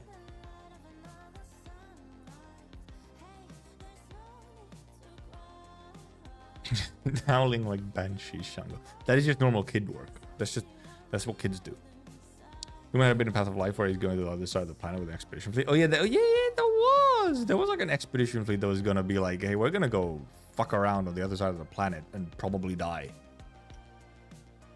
And now we have Thorn's altar that's also pointing towards the other side of the planet. So, you know, clearly it's becoming more relevant. But then like Tara versus Victoria are like about the right place. You know, those are like the right spots. Laterano's, I guess, you know, yeah, Laterano's, you know, close enough. Like, that's good enough. Makes Aegir focus on the unknown area. Well, because there's unknown area, like, you know, here somewhere. But then there's also unknown area over here, which is like, it's not really where Aegir is necessarily. And probably no, the next Aegir probably won't focus away on that because Path of Life, you know, still sets up more stuff. Aegir events still have the entire seaborne situation to deal with. You know? And yeah, they will indeed do anything except release a Higashi event for whatever reason. Obviously, Castle is just like Castle is like here somewhere, and Syracuse is like here. Rim Billiton is, you know, like it's just closer than actual Australia, but it's like in the right direction. So I wonder how Ulpi ends up at RI. Yeah, we don't actually know, indeed. The Ulpi that is at RI is indeed further down the storyline than what we currently are. Because he has in the story yet to come into contact with Rhodes Island really at all. So who knows where that guy is in reality, or how he ends up at RI.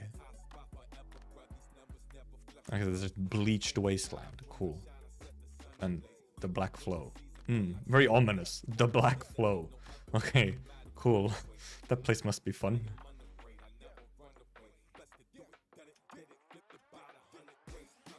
Here's a Seaborn arc. I know they're Gundams. I know they're Gundams all piloted by nine-tailed fox priests. For real. Believe me.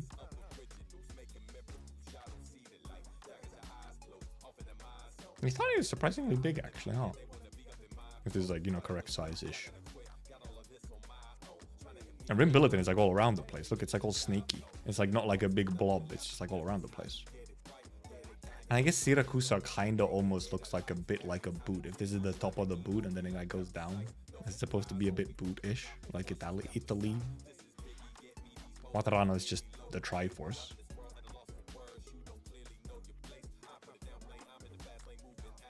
Well, I mean, Iberia is pretty big as well, but obviously a whole bunch of Iberia is like on the fucking ocean or something. Also, can we talk about what this coastline fucking looks like? It looks like it's been like... It looks like it's been like... It's being like sucked into something. It's like all these coastlines, they're like so direct towards a certain direction.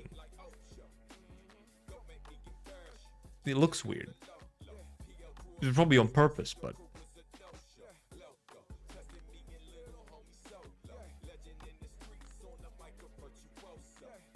And considering what we just heard from like the Thorn's Altar stuff, then maybe it's actually relevant. A real map of Pangaea? What does Pangaea look like? Pangaea.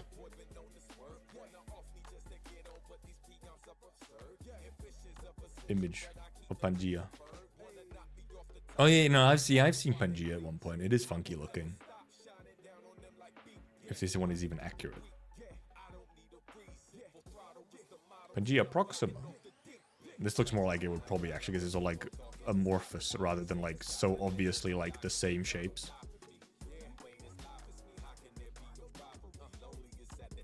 It is funky looking. Yeah, Laurasia and Gondwana. Huh? Pangaea. Yeah, I mean, yeah, this is like approximate. Well, this is like a different Pangaea, I guess, or it's just a different perspective. There's a bunch of Pangaeas, I feel like.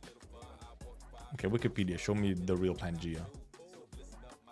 250 million years ago, Pangaea. I've seen this image in some kind of video about dinosaurs. I think so. It is funky. So yeah, I mean, what does it look like? I mean, yeah, well... Oh, Jesus. Oh, I have to drag it.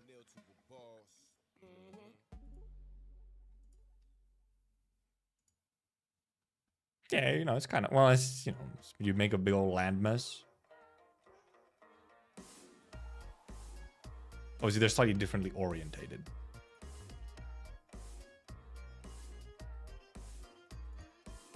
It's mostly just like, you know, it's like, yeah, you sort of have like the shape of like, you have this kind of back over here and then this like bit over on this side where you have all these little nooks and crannies and more like points and ends. Speaking of, by the way, right. Now over here, it also looks like it's getting dragged towards somewhere, by the way. Suspicious.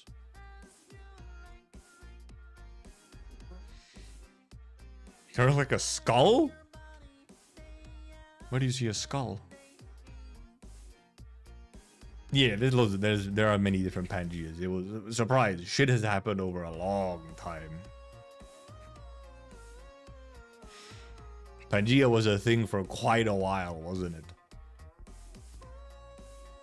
It's so fucking bright, man.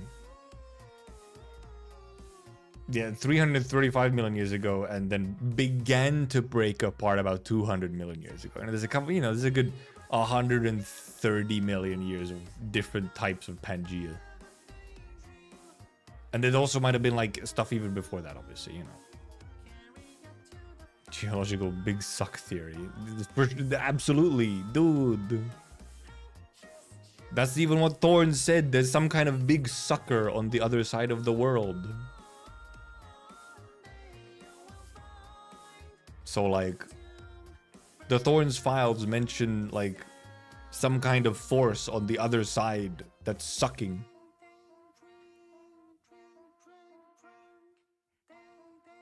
Like these are suspicious. You can't unsee the skull? What do you mean? Oh, yeah, it is. Oh, that's the eye socket. Yeah. Never mind. I was looking at the wrong way around. Yeah, that's the back of the head. That's the top of the head over here. Here's the eye socket. Here's like the nose. And here's, you know, the sort of starting, like, he doesn't have a jaw. He's missing the jaw, but it's a side profile of a skull. And then here's like, you know, the upper half of the like the teeth underneath the nose. It is a skull. Just missing the jaw and like bottom half. Well, it's just mainly missing the jaw here. And maybe the jaw was ripped off. The jaw has been, look, this is the hinge for the jaw, and this is the teeth. The jaw was ripped off. It's all coming together. The jaw got eaten by the big suck. No way. That's great. Also, he has a tumor. He has a fucking huge tumor. Like, that shit is growing out of his skull, man. That is a big tumor. Crazy. No way. I swear to God, if that actually ends up being real in any way, that's the silliest shit. Who made Terra into the shape of a skull at some point? Because also, you know, like in the history of Terra that we know of, that is not enough time for big geological changes to happen naturally. It's a light bulb, yep. Skull has an idea. Big old bright idea.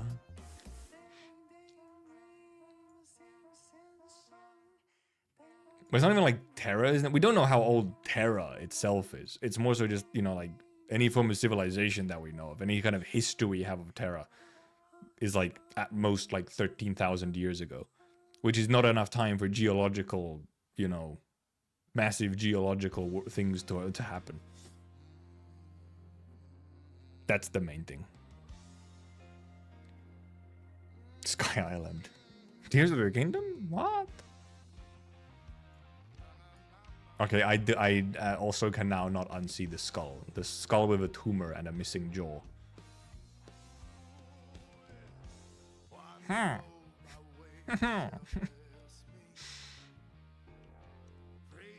like how you can... As if... Well, oh, never mind. This just moves the little pin. I thought it would remove the hexagon as well. Nice. I like how Aegir shows it's here. And I guess Aegir is... Yes, in the ocean, but it's also indeed not like way fucking over here in the ocean. It's like here in the ocean. IS-5 is the unknown area? No. IS-5 is the ice field right here. Dude. No, because the end point. Well, no, it's just at the end of the ice field is the portal. Could it be here? Because it's the ice field, but then like it's like at the end of the ice field is the portal. But would that actually just be here? This is a fucking big ass area, however. It's like a huge area. So like we might just not know for sure. Is it Samian portal is an ice field? No, because I feel like it said that the portal is like at the end of the ice field. The portal specifically. Like the first ending of IS4 ends once you get out of Sami to the start of the ice field. But then to get to the portal, you gotta go like real deep into the ice field. But it's not, I don't think it's like, you know, way over here. It's just like at the other end of the ice field is the portal. Let me go. Where's IS4? Wrong fucking play. View all themes.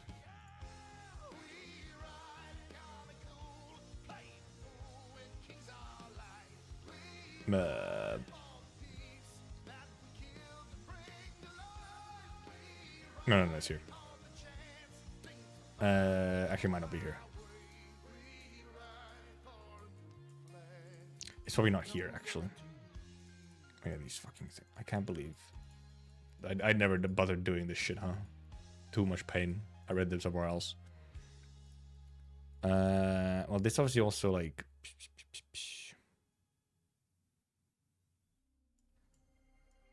This is different. Why do they talk about the fucking... I might need to go into the actual ending bits rather than these. I mean, they okay, well, they are still clearly in the ice field here, and it's at the construction project.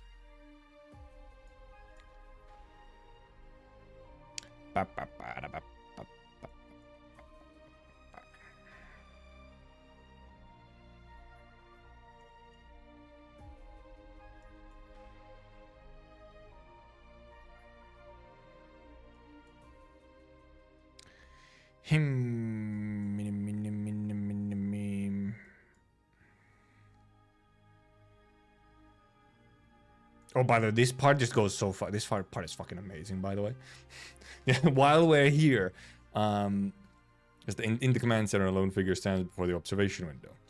Extremely rare moment for the doctor to relax and be alone in the base camp, but Magellan does not things as she steps forward to their side. Rosanna clearly had its expectations for this megastructure. But doctor, what are you hoping for? Magellan asks. The doctor remains silent. 12 hours later, preparations are complete. Standing at such a close distance, Magellan can no longer see the entirety of the megastructure, only the shadows constantly following by. She recalls the doctor's answer. Myself. Cause it's the previous Civ. No way. Crazy. Okay, well, let me look at the, where is it? Here? No, not here. No. It's like here.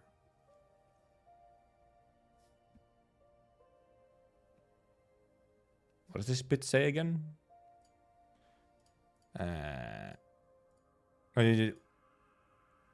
We have seen the door that will open at the end of the ice fields.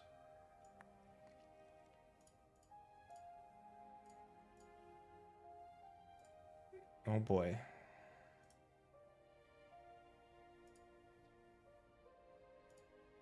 Give me a second.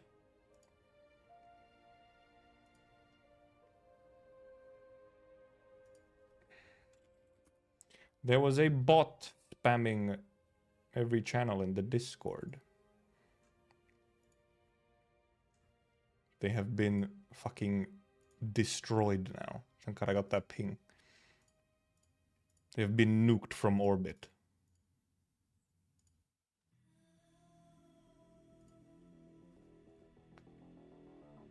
Can always get removed real time. Yeah, thank God when you ban something, when you ban someone, you get the whole thing of, do you want to delete messages from this time frame or whatever, so you could just, you know, delete everything that they posted instantly as well. But yeah, okay, yeah, indeed. The portal is just like at the end of the ice fields. It's still kind of in the ice fields, but it's just at the very end of it, you know. From all information we have. John Arknights murders bot live on stream. There are many such cases, frankly.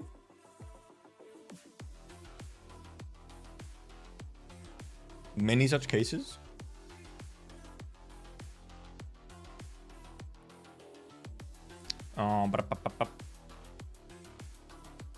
What were we on about before we got distracted by bot? I guess we were just confirming where the ice fields were, which are indeed the ice fields are just at the end or whatever. We were looking at the map and so on. So like, we just kind of been to like to the end of the ice fields. I guess we have not been to the unknown area, and maybe we have not really learned what's in the unknown area yet. I guess. But I'm wondering like, kind of what more could be there, because to some extent I feel like we've kind of handled what there is to handle in the ice field, because like the main thing up here really is just the portal. I guess you can like build up something new again or something, but like, because the end of the ice field is indeed the about end field. That's why it's important. That's why it's a relevant thing. Is because the ice field and the portal in there is crucial to end field. Wait, that's where the collapsals gather most? It's not though, because that's the portal. The portal is how the collapsals entered into wherever. The end of it's the end of the ice parentheses ice field. Like it could, because that's the thing. It just feels like like would they really make a whole nother new thing here that beyond the collapsals, or is it just like the actual source of the collapsals? Even though we were kind of led to believe that the portal was the source of the collapsals. But I guess they maybe haven't actually been solved truly fully.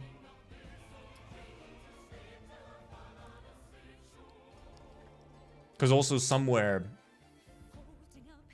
in one of the IS4 endings or somewhere there was like there's some kind of implication of, oh, if you close off the portal or whatever, then eventually the collapsals find a different way to enter, to appear, rather than using the portal. Painfully DNC. Is it normally are caused by them? The portal anomaly? Yeah.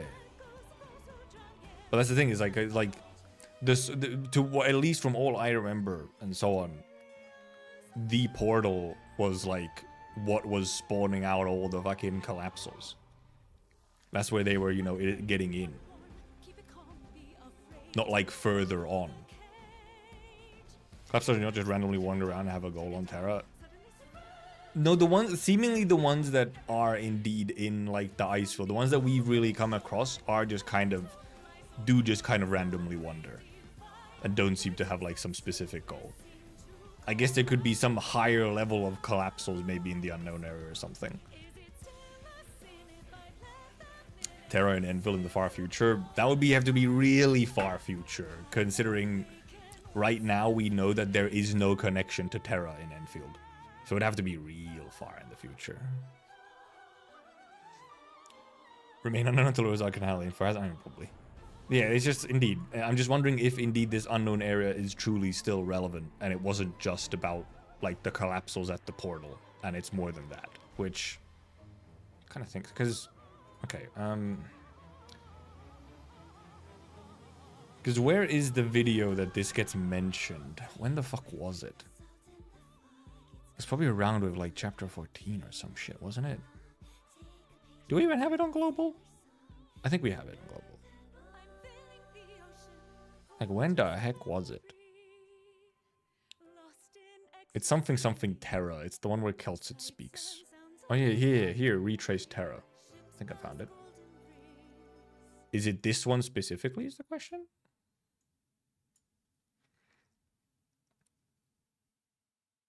No, never mind. This is a different one. I think it was before this one. It's not this one.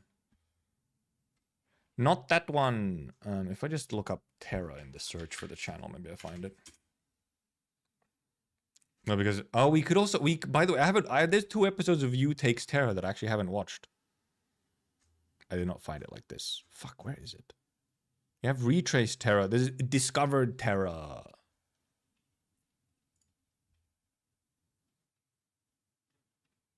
Because here you get like God, what is this? What the fuck is this 360p ass looking ass? Because this is about Aegir indeed. You get all the Aegir stuff.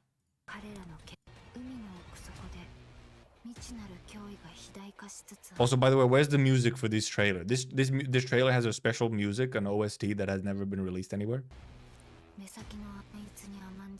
Like I said, this is where the Aegir take over. So this was posted 7th of August 2023.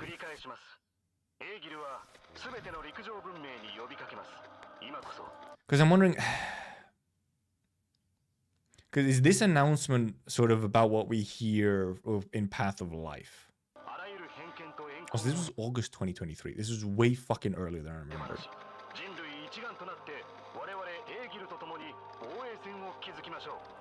No, because they even fucking talk about the phone hotlines.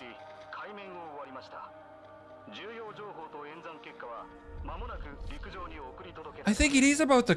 I think it is just about the collapsals, because they even show the fucking phone hotlines. Because this is even before fucking IS4. When's IS4? Wait. When did IS4 release on global? Because we're going by those dates. IS4 released in 2024. So indeed, this trailer was well before IS4. So I think that's what it. I think it is just. I think it's about the collapsals.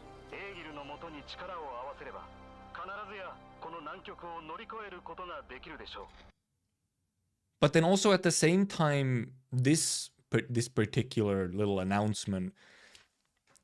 Well, first, it's just super generic. Like, it's just very general. Like, hey, we gotta work together. Which is probably the announcement or the little transmission that we learn happens at the end of Path of Life. It's probably this one.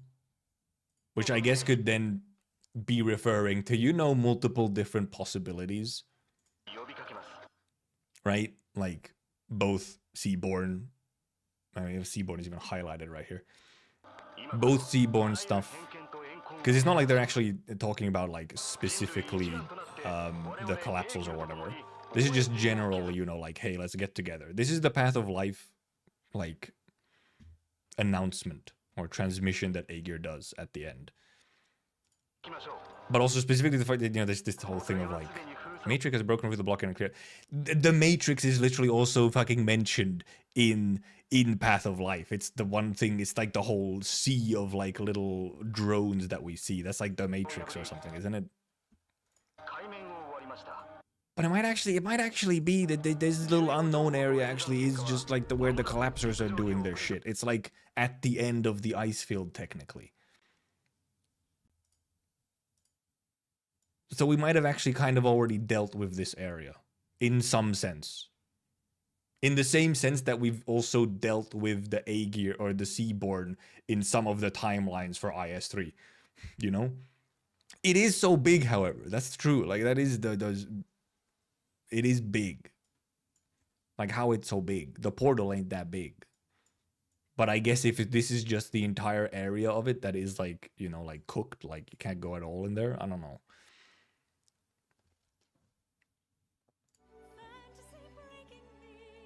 And then there will be a dead zone where Doctor and all the creatures looking up the sky in PvP4. No, because that seems like, I know what you're talking about.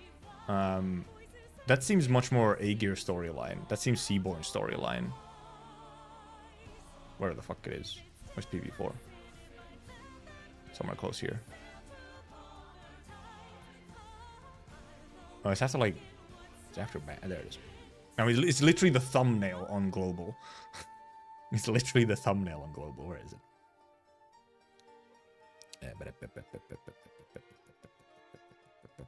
No, we went past it. Where the fuck was it? What the heck?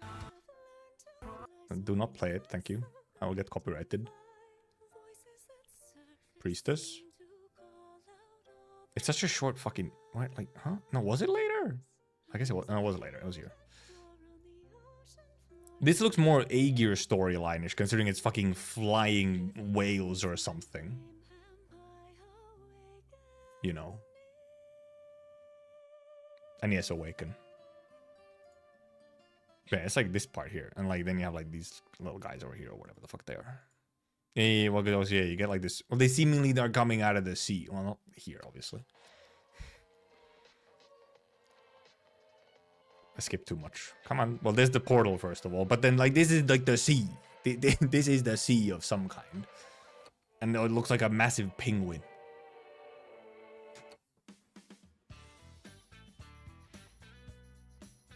Flying well, there is pheromone story on right. I guess that's true. You do have like this could be something to do with pheromones instead. Which brings the question. Which brings the question to the fact that these kind of looks like penguins. And, you know, Emperor Penguin exist. Beast Lords? But I mean, they don't exactly look like Beast Lords. They are indeed more Fahrenheit looking. But like, it does look like a Emperor Penguin kind of, you know. I mean, yeah, this CG is just indeed like... This is one of those CGs where you look at it now and you're like... It looks cool until we actually get what it is and get a context for it. It like kind of says nothing. And probably the context will like... be extremely crucial. Like you can barely get anything out of it without actually having the context for it.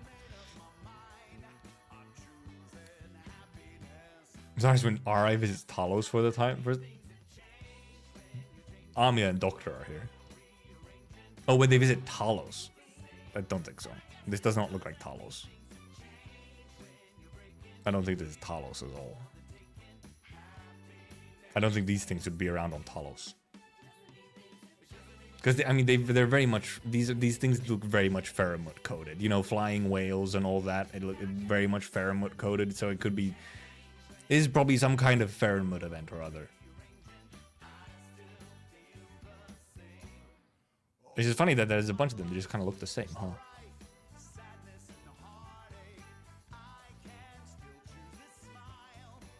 I'm just obviously, I mean, this PV obviously just, it's, you know, it's the classic of you go back to the PV and it's holy shit, it's that thing and that thing and that thing.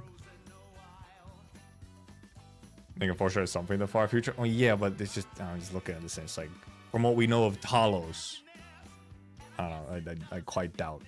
There are other things here which are, you know, like, oh boy, this is a real big old foreshadow to later.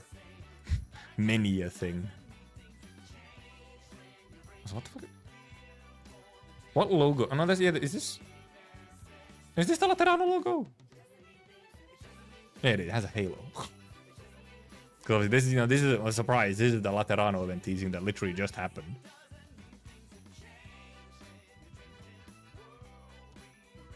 And then fucking air do stuff. I'm fucking revealing his horde. And obviously we have, you know, well, actually it's not here, it's here. We obviously have the, we have it if I can find it here. Grand Overture, obviously, but I don't want to say it, but I called Lapland Altar right on this moment. I was like, it's coming, it's happening, it's right there, I can see it. Flying Whale Skull on alpha test build? I was not part of the alpha test build. There's a map which had remains of this creature on Talos. Was there?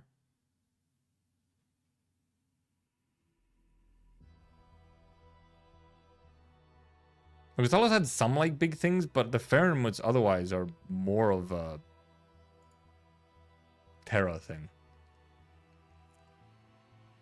Except obviously the Pheromone that was like is down in the ocean or whatever. The seaborne one was brought over in some form from Talos. But no, I just don't think this is... I don't know. I just don't believe that this would be a Talos thing. It just doesn't seem correct. Even if the things would be from Talos. I think this is absolutely on Terra.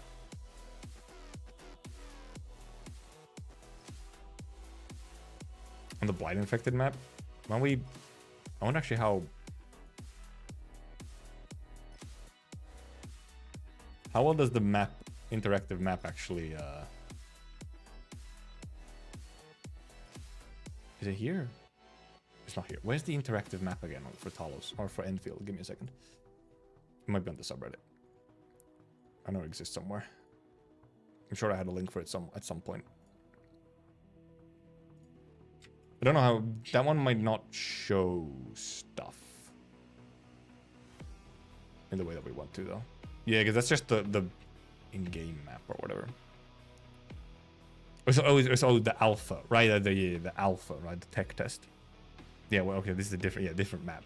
Well, that's also, however, anything that's at this point in the tech test, you might as well believe not to be accurate anymore, because essentially none of it is.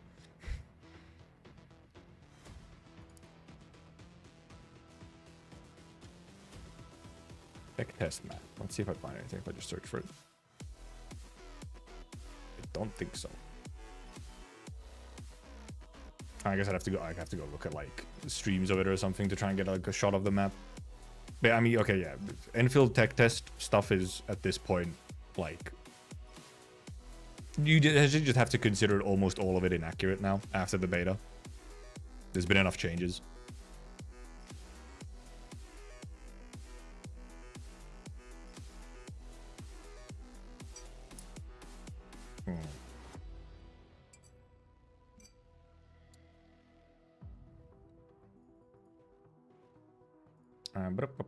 Or however, on the topic of Enfield, there's some wild copium actually that we will be getting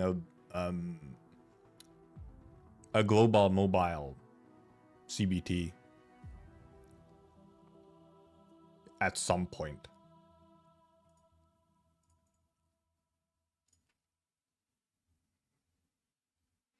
$90% of the trailers happened within a year. Yeah, a lot of the trailer has indeed happened like pretty quickly, yeah. Like much more, indeed, much faster pace than, or PV3. PV3 took like quite a while to actually show like all the bits and pieces that were in it. Because here, like it's like this or whatever. But so it's some kind of website data mining or like API information where they've updated like something about the global domain and elsewhere, and updated like some banner dates and stuff to like be active instead again. Or like, first of all, this image is horrible, but indeed it says game close is now false or whatever.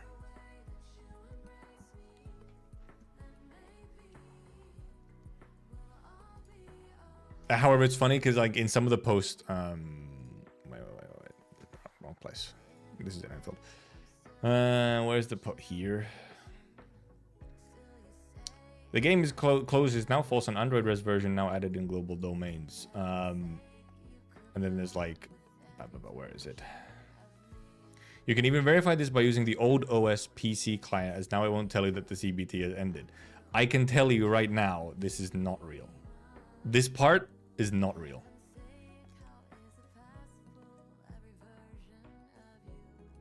I'm opening it right now.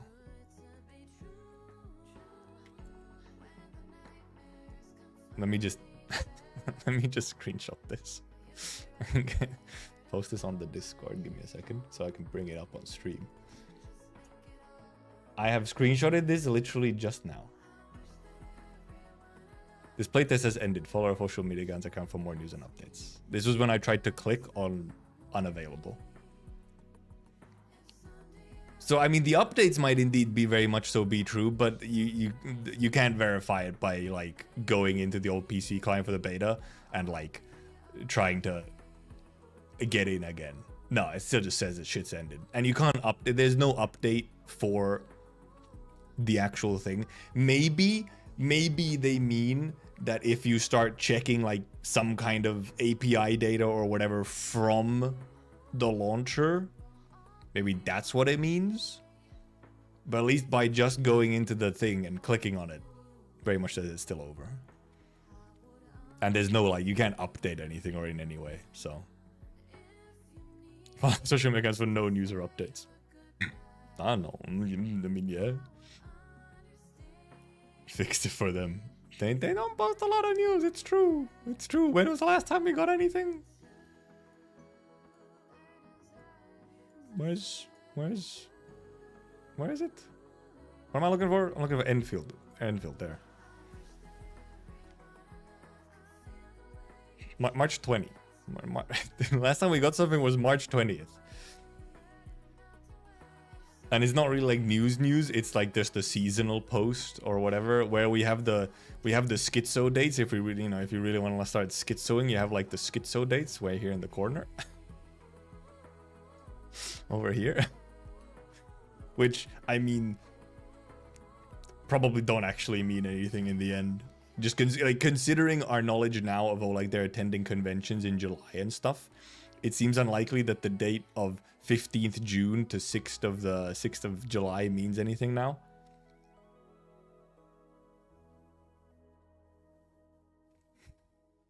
Oh, there was the Ambience concert appearance, but well, that's not like news from Enfield. It wasn't posted anywhere officially. It was only in the concert, which technically you can only have seen if you were there in person. So, June 15 Global Mobile Beta Trust. For sure. Yeah, this Sunday. It's gotta be. So yeah, this might just be random dates. This might not fucking mean shit. It might not mean absolutely nothing. Silk Song got news real. Silk Song actually releasing. Unheard of. How could it be? But yeah, we still might get... I mean, it would make sense that we might get a mobile CBT. Like, that part isn't that strange. Like, I think there is some idea just of, like... that we'd still have, like... We'd have, like, a global mobile beta. And then probably that would be the last test before the game releases at some point. Maybe later this year. I do think, like, August or September release at this point seems... unlikely.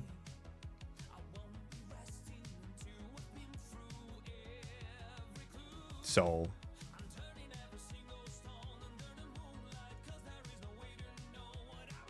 because then the other thing is indeed that, like, just with how Enfield has generally done this stuff, it does seem likely that they will wait until to release until we hit like an important point on global Arknights specifically, because they've done that twice now. The last two times we had any kind of big drop from Enfield, it was immediately after we reached an important milestone in global Arknights. First, it was after Lone Trail. That's when the technical test came out, was right after Lone Trail. Though, actually, it wasn't global technical test yet. That was like a month later or whatever. And the next time, which was the beta drop, that was directly after Chapter 14. Bobble and Chapter 14, as a combo. Then it was like right after that. Or well, pretty soon after. Not like right after, I think. Let me check the dates here. When did Chapter 14 event end? November 14th. Yeah, so not quite right away. Not as soon. Because Chapter 14 ended November 14th, and the beta announcements and whatnot were in like December, because they were right after the Game Awards. It's actually around the same time that like Path of Life popped up. I guess it's technically right after like the Lone Trail rerun. Technically. So they're probably gonna do something similar, very possibly again, where there's like some important part that Global has to get to before they actually want to release the game. And I think Chapter 15 would probably be the one that they would need to wait for, or want to wait for. I feel.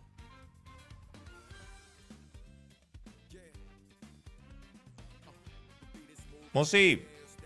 Also, another thing that we'll see is just, will our slightly faster schedule that we're actually on now, will it continue? Because now it's actually, now it's been going for like a bit. So we'll see if it continues in like how aggressively.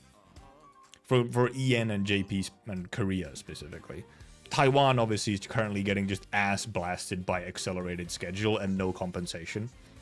Or barely any compensation, but...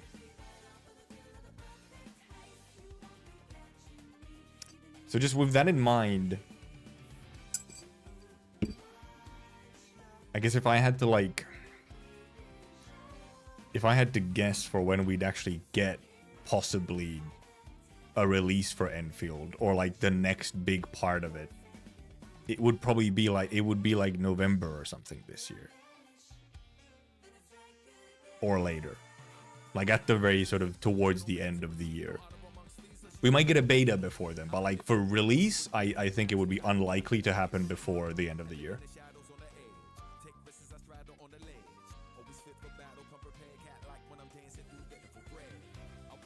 And also, and now at this point, August indeed seems somewhat unlikely, because especially for like something like a gacha game, from here to August, even like the end of August, that's like 2.5 months. That's almost a shadow drop by their standards for like hyping shit up or whatever. Continue, then you'll start decide it's time for 1 month of no content. Completely possible. That's the whole thing.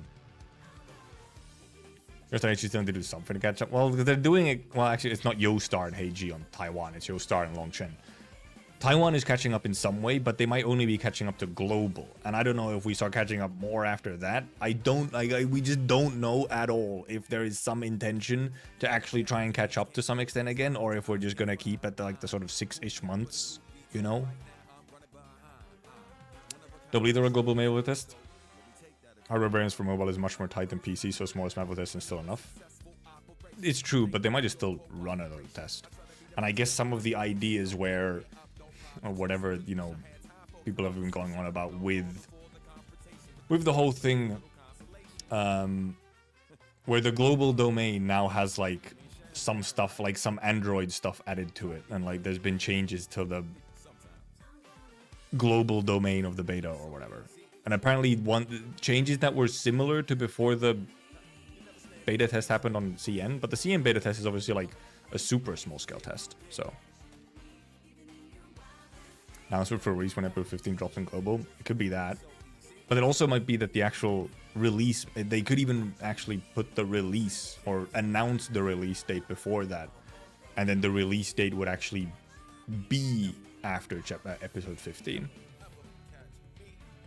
Rather than that the release date is announced at that point.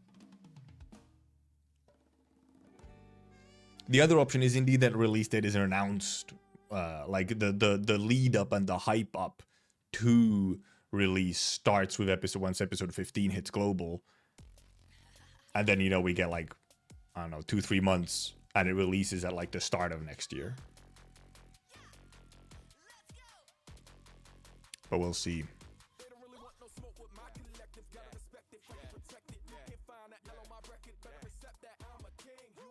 AS25 speed of light, Hollow Knight's light animation, New Year. Sure, talking about Alpha, but Schizo?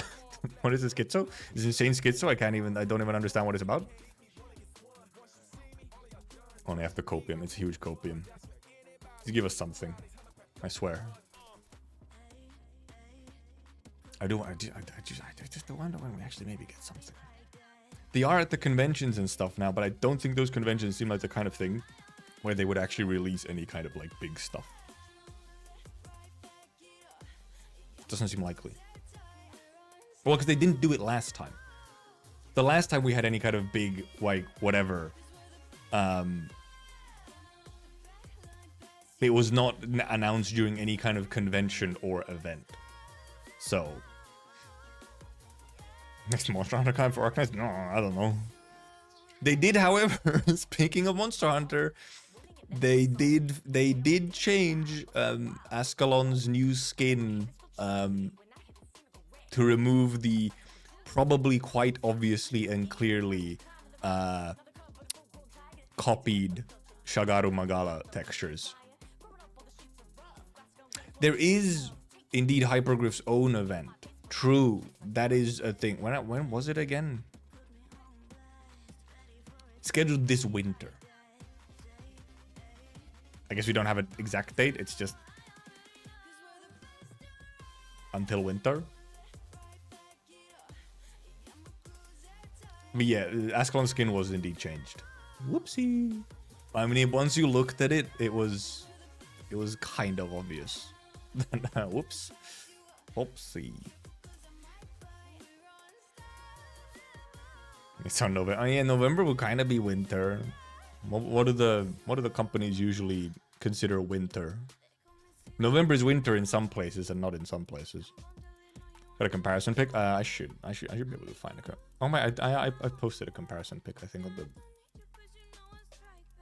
on the subreddit at some point. Yeah, here.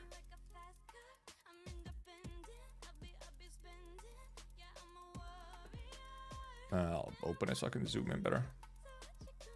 So here, this is the fixed one. This is the fixed one. And here's the old one with the inside here. But also, let's go find the actual post where it shows the copying. Here. see. Okay, scales are, you know, hey, scales are scales. But when you seemingly accidentally left in the fucking claw, it's a little bit more obvious. It is, and it is, here's the claw, because this is the version, this is like the sprite that's been broken down into just the pieces. But it is also like there, it's like right there in the actual image, like in the actual one as well. This one was a bit obvious. Like you could argue for like this part or whatever.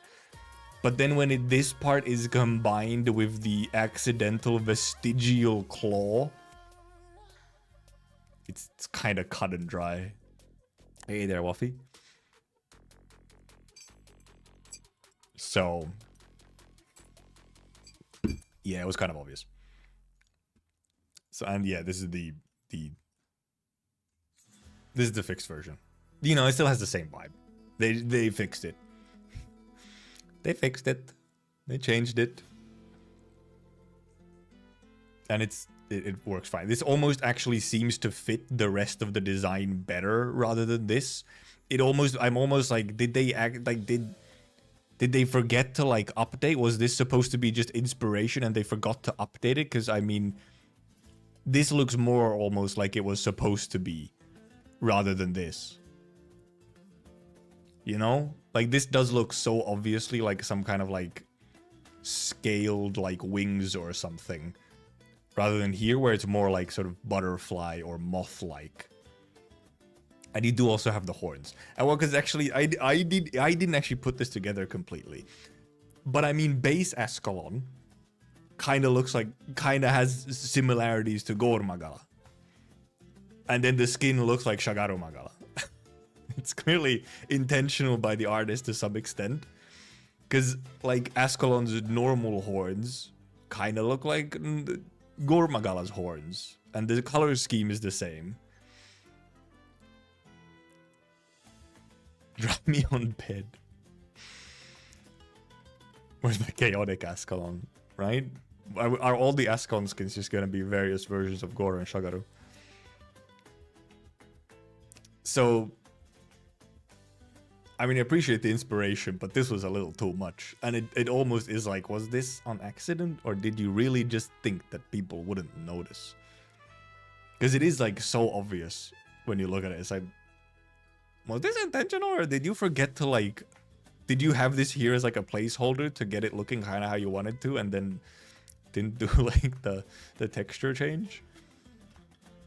Because also the change did happen like fairly quickly, and not instantly. I mean, when was the post? So this was on June 5th was the post for this, and then the fix was June, like. The fix was the next day. It was a pretty quick one. If colors were probably different, they probably would have gone gay with it. Very possibly, yeah, if the colors were slightly different, but the colors are almost the exact same colors as they are on Ishagaru. So, you know, whoops. Also, yeah, but they also said something about New skin preview was first posted past midnight without any statement. The apology statement was only posted 28 minutes later. Okay, so... Social manager clarified that miscommunication caused the new skin preview posted too early, resulting in the late night patch and apology. Okay, well, because it was a late night patch to fix the skin. During a late night patch to change the wings design that was already using... Yeah. And there's some kind of apology which you technically... I actually didn't read this at any point, actually.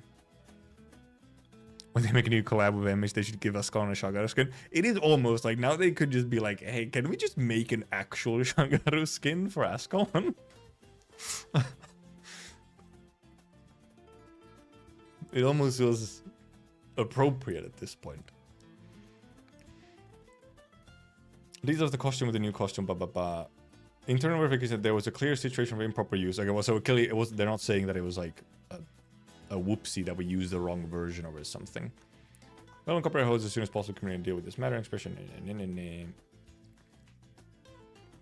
Correcting it. Ba-ba-bam. I mean, this is a classic, you know, pretty classic PR statement or whatever. Like, there's nothing here really. They're just like, yep, we fucked up. Revised fashion show.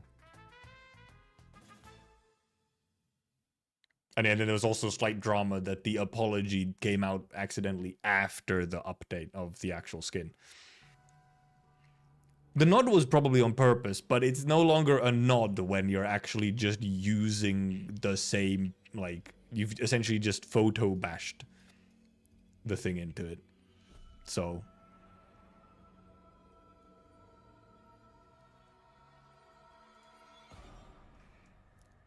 There's probably a lot of ways that they would have gotten away with it, but okay, I mean...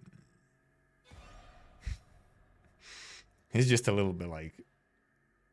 It's hard to believe that the artist was like, yeah, this is fine. Right? This is fine. Like, that they would have like, very intentionally just done it and be like, yeah, I'll totally get away with it. It's like, really? Did they really? Or like... Was there some kind of whoopsie? Doesn't really matter what the actual, like, you know, in the end, it doesn't matter. The thing had to be fixed. Like, yes, it was wrong and it had to be fixed and it was fixed. But... Still had to turn a skill with Velkana. Does that fit? It's kinda. I mean, they're a bit of the world. But yep. It was once actually the comparison got posted, it was like, damn. Yeah, that's a little too close. That's too much. Imagine in the file you meant to troll your friends with. Yeah, because it almost seems like it would have been one of those things where it's like, I'll use, like, this is my inspiration. I'll use it here in my work while I'm working on it, and then I'll replace it at some point. And then you just, like, forgot to replace it after a while. Like... CE skin should be Xenojiva? Should it? Do you have a reasoning for this? You got the name right, by the way. It is Xenojiva. The little baby alien looking thing. Just because white?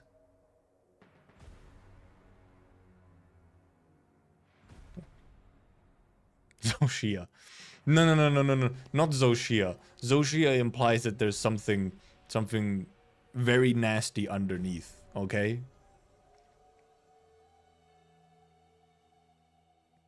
This is not correct for Civilite Turner and Theresa in general. Also, I was I was looking at the Reddit or whatever, and I was reminded that there indeed, I have not watched the last 2 episodes of You Takes Terra. We could just watch those. We have the New Year's, the Yun one, and then we have Sargon. Where's Theresa's? Hey, we didn't get a Theresa skin. True. We did not. Not yet. And it's probably because she's a freebie and not an on-banner one or whatever. Was there the decaying rotten boy? Fucking Valhazak?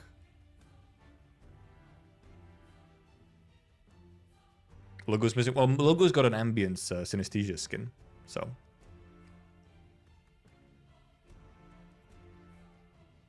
He kind of got a skin at the same time, like, you know, at the anniversary or whatever. Give me a Val skin for someone. Who the fuck would have a Val skin? Like a rotting one. Who does that fit? Who should be getting a Val skin? Like, if we're actually trying to find someone who would, you know, match with the... oh god, it's playing. Match with the, you know...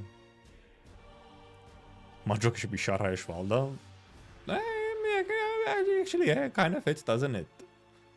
You know, it's kind of like...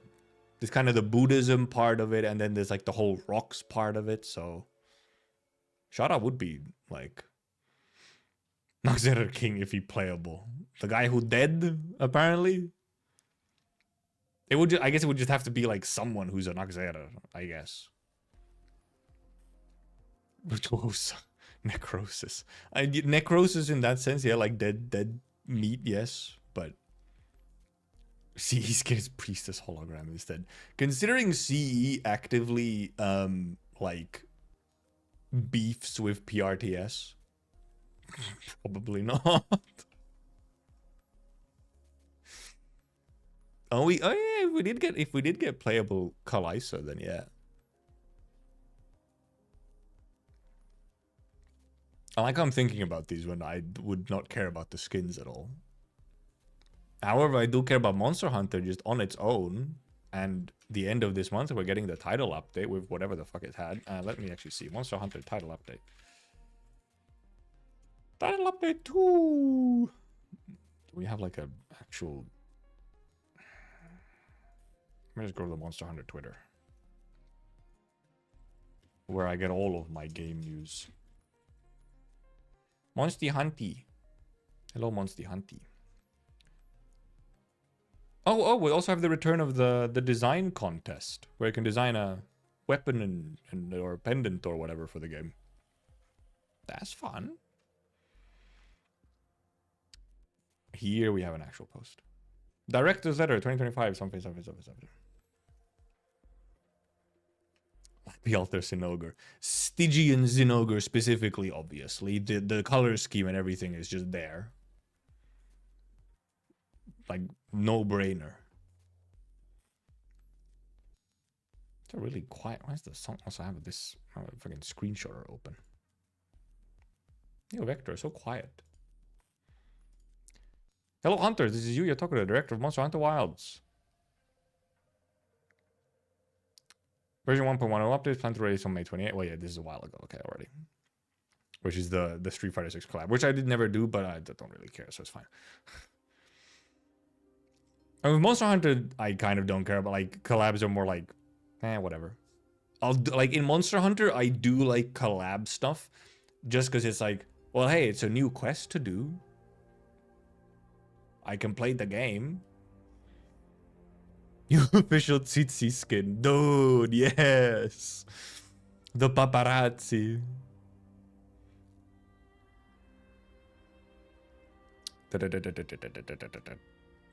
Street Fighter. Oh, we did get the 8-star monsters on this update, obviously. But, you know, they're not going anywhere. They're fine. Because, yeah, Arkveld wasn't the only 8-star one. Heart of Evil guests will now appear more frequently, which is nice. That was a bit of a pain. Spawn rate requested multiple monsters and the appears rate of tempered monsters with higher strength rates have been increased. Honestly, the multiple monsters part, I kind of don't care about that much, other than I guess if you're farming for, like, decorations or arty and bits. Like, sure, but say you want the drip. Well, some of the drip is good and some of it isn't, so, you know. Hopefully collabs are only new outfits and no new monsters. Collabs in what? In Monster Hunter? Well, in Monster Hunter, usually, yeah, collab is just like new drip. You don't get new monsters with collabs, generally. You might get, like, some kind of weird variant of a monster, but it's like a one-time odd monster. Like, you have Giga... What's his name? In Monster Hunter World, you have the Final Fantasy collab where you get a Giga Chicken. There was there was Behemoth and Leshen in World. I didn't forget about that. You did have Leshen and Behemoth. That was a thing. I didn't really do those, so you know. More so because I don't really have anyone to do them with, and they're kind of required you to actually have like a good functioning team rather than randos. They did have those two. I did forget. They did have those two. And also, I also want new monsters instead of collabs. So like, duh. Way more. Latcher was planned for base world. That sounds insane considering like where base world goes. Seems very weird that it would be planned for base world, to be honest. There with a posture check. Of the two set to release this summer, new monsters will be introduced in the wilds. New tempered monsters as well as new arch-tempered monsters. Even stronger monsters are planned to be added in later updates. They do keep like being like, hey, there you will be getting stronger monsters, which is like, yeah, because Wilds is not a terribly difficult game. Stay oiled up. Sir? Fair enough kidding. Okay, have a good badge, Waffy. Estel Nergigante. Have a reasoning? Is it big horns? Similar horns, or? Player sector balance adjustments. Oh yeah, hammer hunting or gunlight high bow. I did see actually about. I did see about these, like some of the adjustments made. There was no adjustments for my weapons, so. The hammer apparently is just getting a whole bunch of adjustments. I was not aware that hammer was in like such a, I guess, rough spot where it needed like a good chunk of. Well, it got a bunch of updates now, and then is getting even more in Title Update 2. Quality of life improvements. Able to resting ground, have a Suja, piece of a cord, resting rest also destroyed pop-up camps. No longer paying after paying a new item when your item pouch is full. Oh, thank fucking God. Oh, thank fucking God. Holy moly, this is so huge. It was so dumb. It was so dumb. This one was so fucking stupid. Why was it there? And why did it take him this long to fix it? Wow, is it playable now? For real though? Real though? Like for real? For real? Visibly remaining meal effects is improved? Yeah, sure. Countdown will display 10 minutes before. Okay, that's nice. Because you did kind of have to guess now. Where it's like, okay, how long do I actually have there? Well, never mind. No, you did see a meal timer. You did see a buff. Like, I'd rather...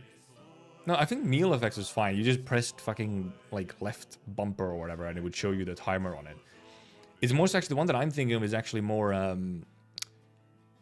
is some of the consumables, like demon drugs and stuff.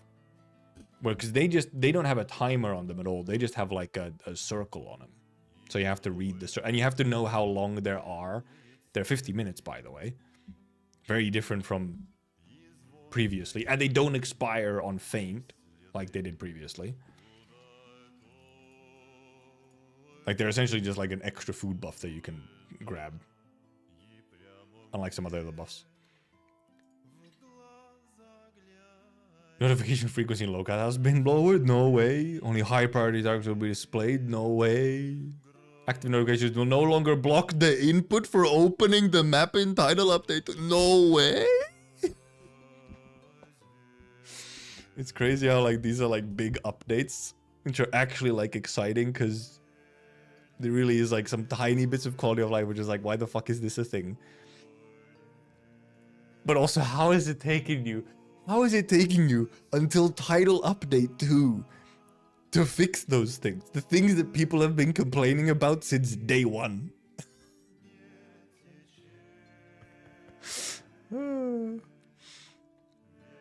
Improvements also come to joining multiplayer quests for pirate lobbies and squad lobbies. I didn't really have any huge issues with this. That's sometimes a little weird, a little obtuse. Like there was maybe a little bit too much menu, but you look like a nerd. Do you know anything about Python functions? Absolutely zero. First time in chat? Nothing. I don't code. Absolutely not. Absolute brainless when it comes to anything code. To my detriment. For the various other improvements in Title Update 2, such as improved sacred usability, ability to view skill details in various screens with a single button press and more. Oh, that's fucking god. Skill details, please, yes. That shit is also annoying as hell. Can they also now change the way that the fucking, like, well, I get maybe they are fixing it. Maybe that is what they're fixing. But when you're like fucking browsing armor or comparing armor and smithy, it's like impossible to see your shit, man.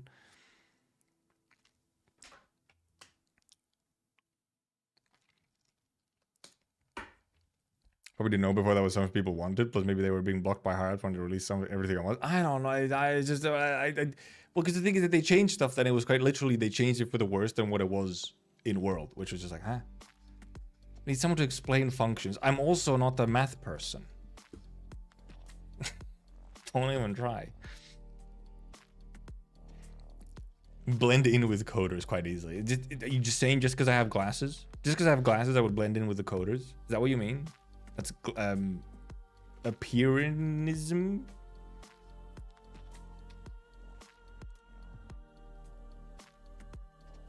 JP does being like, oh no, real. Oh, also, yeah, you get to look at your captured endemic life. Wow. Which is cool. Okay, you can look at them in a fucking menu. Where's our room? Where is your customizable home little apartment room where you can like put this stuff on showcase? Where is it?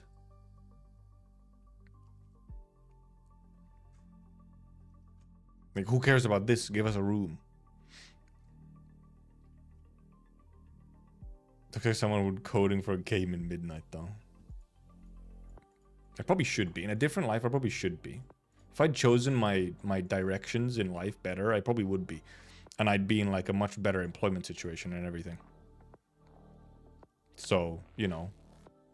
Dude, I'd probably be swimming in money. If I'd just done coding in school.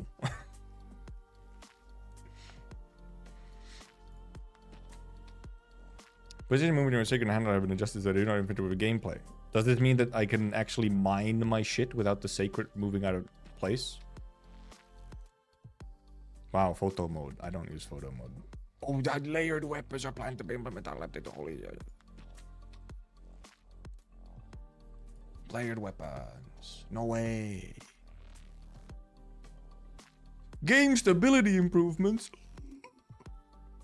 Optimization to VRAM usage. What? Are you fixing texture streaming or whatever the fuck is the issue again?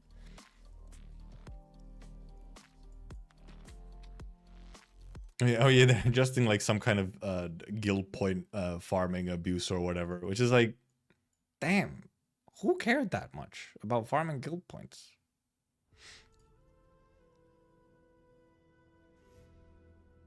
Rewards and equipment that allow you to device for skill builds can be earned. Stay tuned to official. Oh, what the hell? What's this? This is vague and ominous and possibly exciting. I did computers in school. I'm also learned SQL and HTML, not Python and CSS. You see, I didn't learn those either. I didn't learn anything about computer in school. Frankly, I didn't have a whole lot of chances or options to really do that much like computer stuff in school. I feel like all the like courses and whatnot and like the like coding, any kind of like basic coding and understanding of that kind of stuff only started being implemented in schools properly over here after I'd already like graduated from shit. So like if I would have wanted to do computers like more in school, I would have had to like apply to a university course that is about that, with then like no basis in it from earlier in schooling. Coding easy separate for boys. Apparently, I don't know why. Boys are the computer nerds. That's all it is. Because frankly, in some ways, it doesn't make sense that it's actually like boys are good at it. Because boys get good at math later on. But like, actually, wait. No, I might be talking on my ass. Well, because the main thing is that boys fall behind girls in general, or like in like most subjects, just in general, because their brains are slower to develop.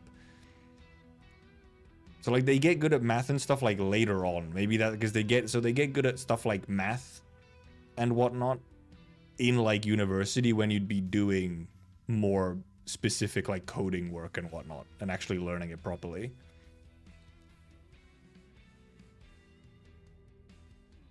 Maybe that's it. But then also I feel like boys are like fucking horrible at like languages and shit. And coding is in some ways almost like learning a language. But I guess it's also like coding is also probably just kind of like gamified almost to some extent, and like, you know, there's a bunch of boys that's like, oh, I'm gonna start coding and I'm gonna make games and stuff, and that's what they get into it that way, so they, you know, get good at it because they have motivation because of fucking video games and so on. But then they eventually don't get into video games or whatever, you know, they realize that, oh, never mind, maybe I don't. But at that point they're already good at coding and they can just do coding. Yeah, boys do get into video games at a much larger scale. So then more of them go into coding. I think that's like, it's the video game pipeline, man. Doomed so many generations of boys into coding. Except they're doing real well because of it. So, you know, hey, it worked out. Almost none of them are making video games like they wanted to. But also in the current landscape of video games, maybe that's a good thing, unless you're doing like indie shit. So there's a bunch of them who just probably are doing coding. Actually, well, I think that's a whole common thing at this point, where like you're doing like normal whatever, like corporate coding stuff otherwise, and then you make your indie video game on the side, right? You know? Because yeah, the ones that are doing video game as like a salaried position or whatever, those are getting laid off in mass and just getting like butt fucked at every corner. So less that boys are better at coding, more that there's more of them that want to do coding, probably, yeah. Viper when video game pipeline. Real though, he did truly, it is the video game pipeline. Also, yeah, Viper is not back to like content. He just announced a game. Different. Because apparently a bunch of people thought like, oh my god, Viper's coming back to the creation game, or well, content game. No. He just wanted to announce a game he's making. Which is very cool for him. And also his logo, it's an Arknights homage, so. Passion-based industry? Oh, for sure it is. Because they can be passion-based. Because they have so many people who are passionate and want to do it and are willing to get butt-fucked to be part of the industry. And then they burn the fuck out and like hate video games for the rest of their lives or something, but you know. Feel betrayed. You shouldn't be. You should not be betrayed by expectations that you yourself built up, okay?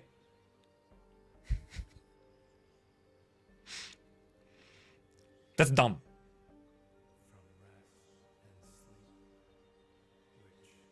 Logo's like, oh, I see what you have done. Yeah, it was pretty obvious. Nerd no longer a shameful thing. Yeah, because nerds are rich now. Nerds used to just be nerds back when you were in school, but now all the people who are nerds in school are rich coders.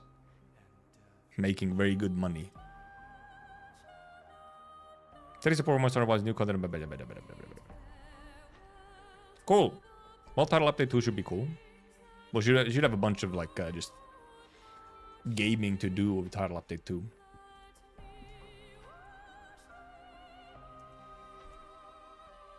Nice. Oh yeah, this is in May. Yeah. Friend who worked in Finland video games, first got heart attack from stress, and later got burnout, leave while working in video games business. Yeah. The churn of the video game business has been and will continue to be extreme. Because right now that business, that industry is built on being able to churn through a bunch of like bright, bushy-eyed guys who just really like video games.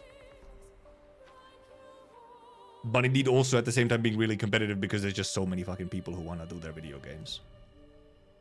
But we'll maybe see if it maybe starts changing at some point where more people will just take a day job and indeed then do some kind of passion project video game themselves or with some friends as like indie stuff.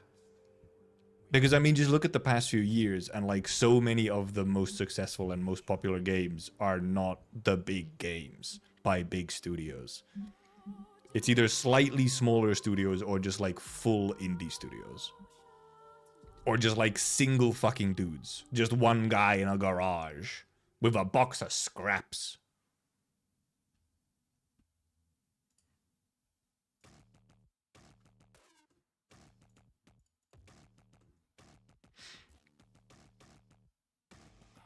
Blaze down. Shango, have you just browsing through all the different monsters and arknights characters to see who could get what skin? Because Blaze the Ostra skin, yes, does make sense. It makes sense. Yes, it checks out. They are on fire, and they are a cat as well. It's a cat on fire. It all makes sense. It checks out even perfectly, one could say. It could be Lunastra as well. Maybe Lunastra would be better. But I mean, you know, it's Blaze or Teostra or Lunastra. But Teostra is a little bit more iconic, if you think of it just like, in a sense of like, what would Capcom rather have, Teostra or Lunastra? It'd probably be Teostra, but... Bagel Goose! I mean, it would also kind of fit Blaze, it's true, but... Zoned out because you were talking about boys too much. Oh no. How will you ever recover from this?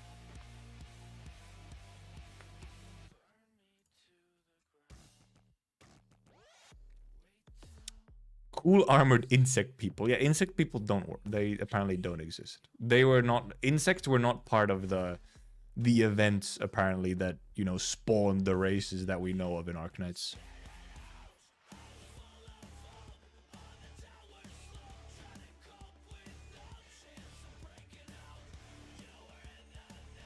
Let's check something. We're checking something. I'm trying to think of if I had... God, I feel like I had fucking topics in my brain before I started the stream or whatever, and now I probably... I should start writing... I should start just writing down shit that I had in mind when it's like... You know... Like I'm gonna do a yapping stream or something, and I want my topics. I want me to actually remember what I wanted to talk about.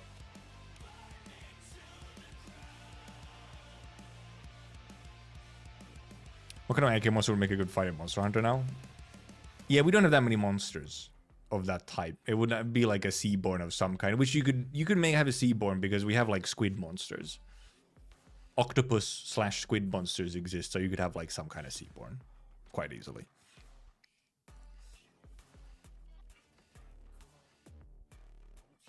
Said like you'll watch your fish like 5 times now. Yeah, well now I actually have them ready to go. Also, however, I've noticed something terrible. Can you notice it? Do you notice what I've just noticed? And I'm minorly losing my mind over? I'll give you a couple of seconds. Because I don't know why it's there, and I have not noticed before, and now I've noticed it.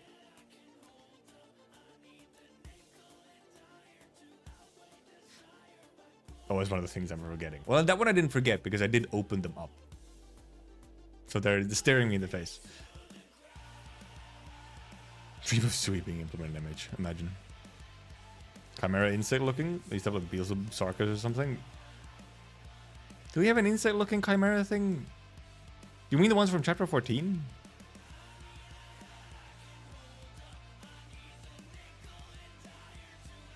M3 is biting the ass of a Sarkis though, yes. No, look at this. Chat? What the fuck is this? This is as high as it goes. I cannot...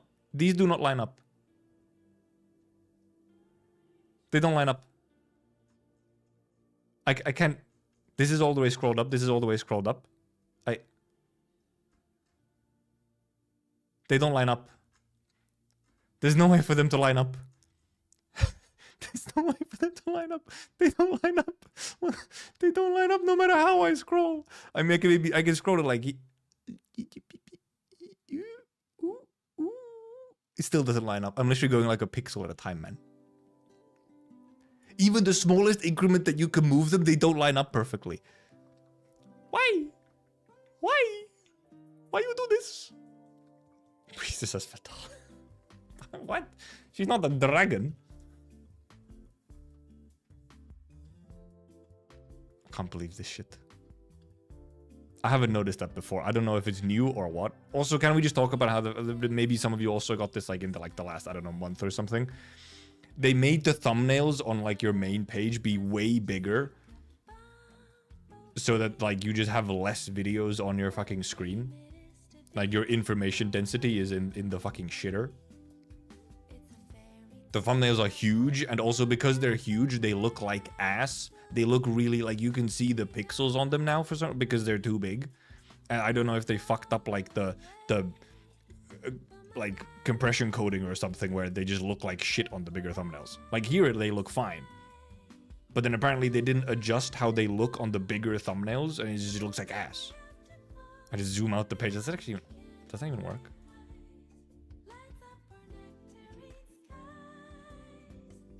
Like, but the problem with zooming out the page is that it makes this shit smaller here as well, and this shit I don't want to make smaller. I want this shit to stay the same, but then like, I'm like, this is fine-ish, but it's still like, cause they used to be like this size. If I want them at the normal size that they used to be, which was like this shit is fucking unusable.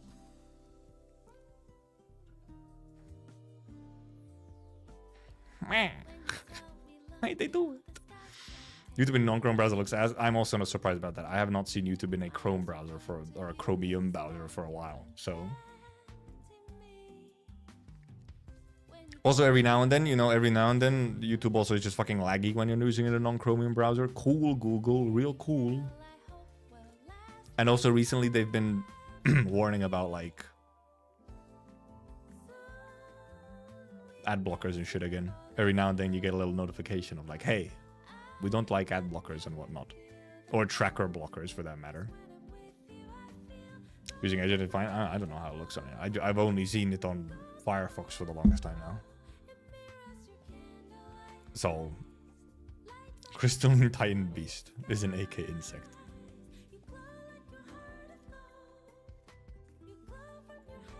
Is that like an SSS boss or some shit? Oh no, it's in RA. That is an insect. It's true. That is an insect. It is an insect of some kind. An unusual life form that appears in crystal caves. It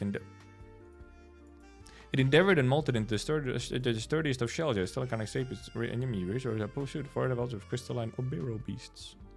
I mean, we also have slugs. Slugs are a type of insect. Like they're a bug, you know. But yeah, it's not a people race, no. Like, whatever, the people races only came from animals. Discussing insect operators existing. We were somewhat, yes. Natalka. So related enemies. No, yeah, this is a different insect. Yeah, like insects exist, but just not as a race, That's the point. They don't exist as a humanoid race. Can the insect make a mech? Probably not. I have some doubts. No, never mind. We do have we have W the cockroach. That's your one single insect humanoid. Slug not sea-based? No. Slugs are insects. Slugs are on the ground. Yes, they want to be wet and moist and so on, but they're on the ground. Back and he's still yapping. Of course, what else would I be doing? We're talking about slugs and insects.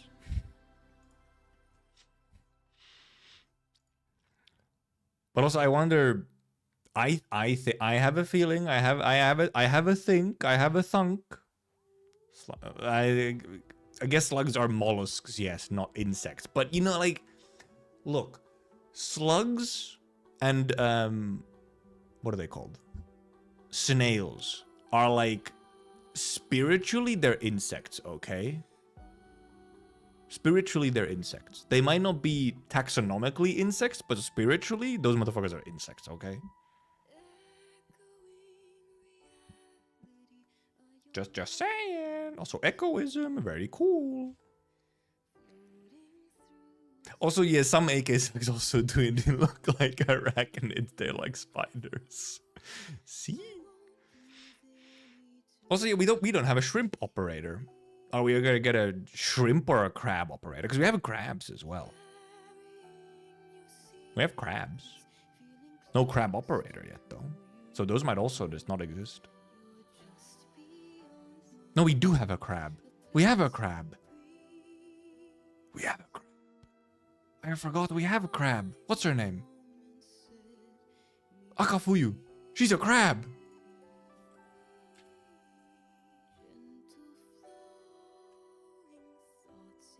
Crab. Crab. And of course, it's like a red king crab or whatever, and she's from Japan. They're hiding their beetle people slavery, their crab people slavery. Totally shrimp tendrils. They are a bit shrimpish, but no, they're just cockroach. Mantis shrimp fighter operator. But imagine, crab people, crab people. One point in my life, crab people was a stim for me. I should start using stim, like, ironically. I don't actually have stims, so. Base animation is crab brave. I mean, isn't there a map? Isn't there like a map almost somewhere in RA where there is like just like a crab brave going on? I feel like that's a thing. I feel like that was the thing.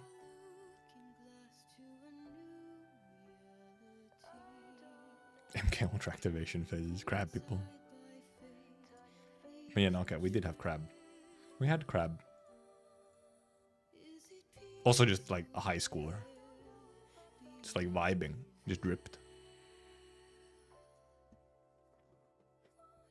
Crab. I can't believe I actually did just forget about crab.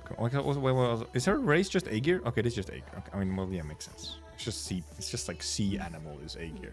They really were like, we have like cats and we have dogs and we have wolves and dogs separately as well. And so on and so on. And then we're like, okay, you're from the sea. You're one race. You're just Aegir. Damn. All the other races had like a fairly specific type of animal that they are. And then it's just like, you're from the sea? Aegir.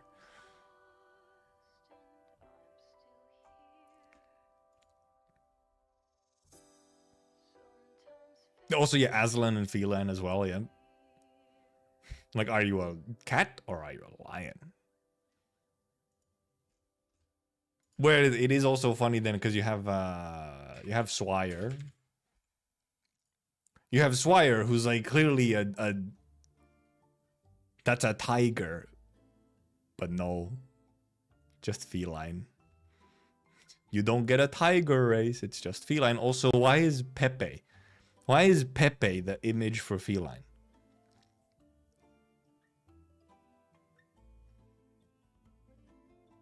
Do I sense a bias?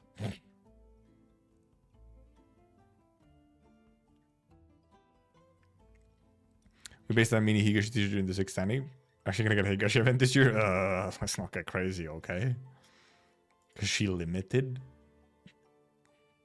Does that mean you have to, like... She's the newest 6-star? I guess kind of. A notable feline. It's just a notable feline. I feel like you had a... Like, look at all these cats that you could have chosen. There's so many cats that are also notable. There's so many cats and, like, so many of them are notable.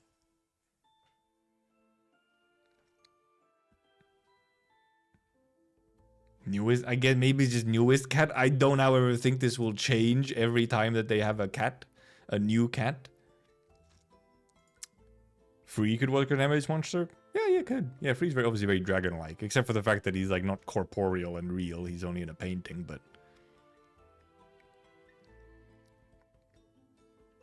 A lot of this courier. Oh, yeah, courier is some... Yeah, courier is just like...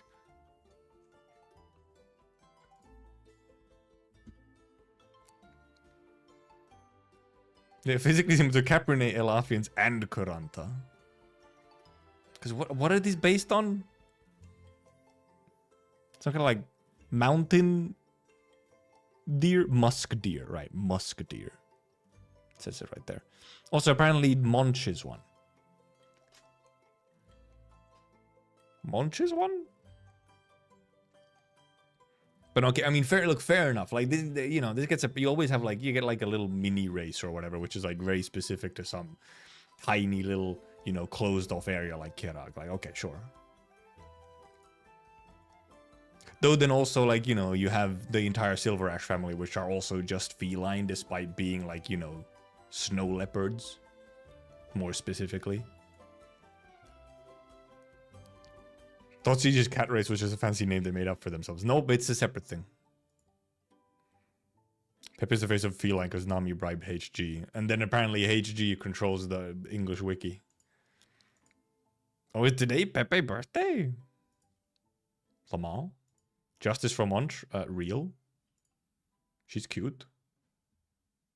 I'm sure she'll exist again at some point. She existed for like 2 seconds during Silbern Hearts.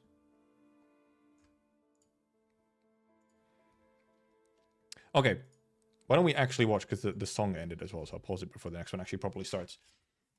Shall we actually watch Who Takes Terra? I guess it's a good thing that I just forgot to watch these. I can just watch them now and then. Okay, Nami did post a drawing of Pepe. Not seen. I will full screen once we have... Oh yeah, I muted at some point. Oh yeah, I muted for the Starset trailer. That's episode 5, this is episode 4. Oh yeah, subs were hard baked in. Not an option. Oh wait, also wait. No, I have to... no, I have to... Where was it? Where was it? Actually, before we start, I do have to show this. Here, yes. Someone pointed this out on the on the Discord. So... I'll just say what they said. Listenalai said, Yostar JP forgot to turn off the auto-dubbing for the latest You Takes Terra episode, and the auto-dub is hilarious. I wonder if it's still on. Or if they fixed it. I hope it is. I so hope it is. Wow, it's so lively. There was a meeting that endured the heat. If it's Amaru, It it's like sounds so bad! you guys know. Oh, And it's really big. it causes all the other fucking audio to just be absolutely scuffed. But who is Gabiru? This fucking machine dubbed ass. Welcome to the live stream. Oh It's my... Hawaii Teo. Oh, they're even dubbing the fucking opening lyrics! The topic is all yours, but it's all No! This is a daily stream. Dude, it sounds so fucking scuffed, dude. It sounds because it sounds the same as when you like have to overwrite a song because you get like a copyright claim. So you're like, oh hey, can you like AI erase this song or whatever, and the sound gets all scuffed up for that portion of the video. Oh my Jesus. Limited execution, explosive manufacturer, full-on sabotage, commotion, time lord. Full-on sabotage, commotion. Surprise attacks here and there. I'm a professional, so this is the last one. I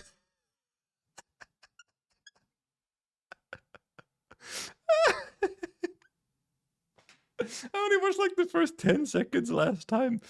My God. Holy fuck. It's insane. Last one, you're fired. Yeah, you're fired, automatic dubbing voice woman. Okay, let's watch the actual one. Good God.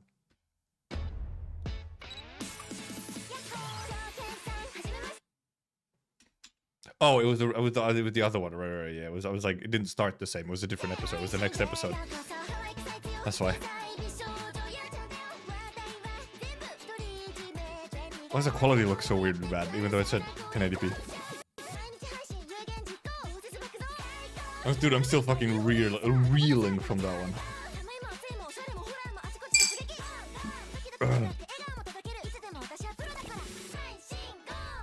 My god.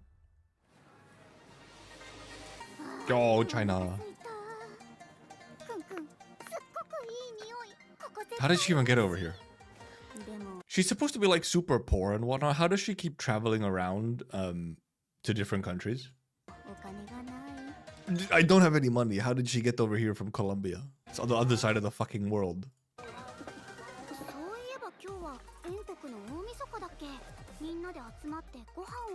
To the music though? What the music doing? Insane beat? Oh no, oh no, she's a mewaku YouTuber. She's one of those streamers that goes around in public being annoying.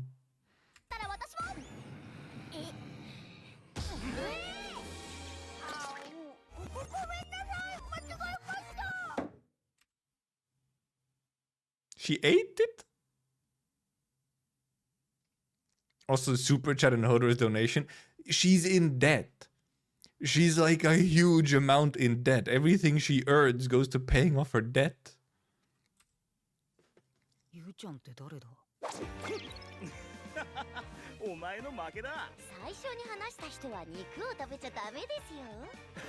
What fucking fucked up rule is that, man?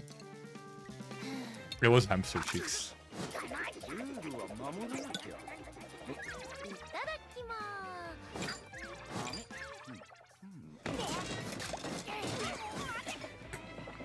Madge. She's going to people's private eating rooms and just being like, hey, what's up? Do you want to give me food? I'm streaming.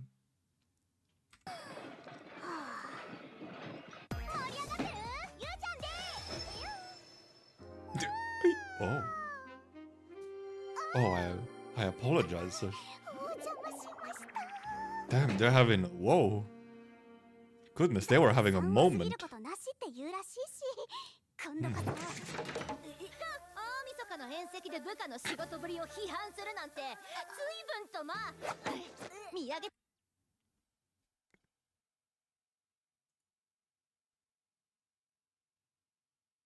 There's a lipstick.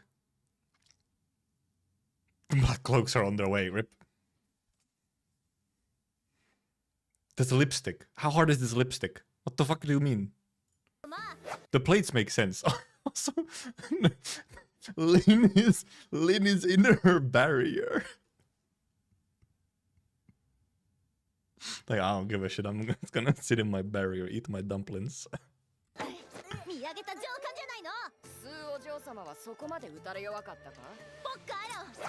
Pokalon!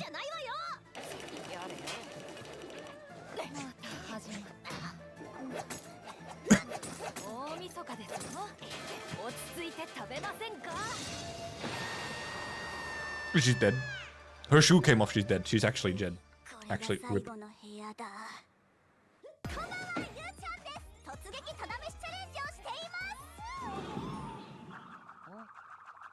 Oop. She just has statues of them?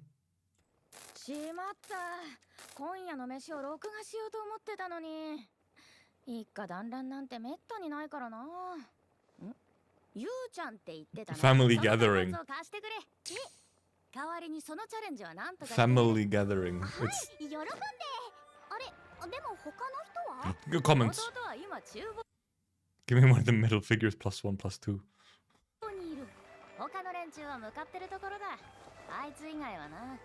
Aside from her, Ling or Dusk? Oh, Dusk.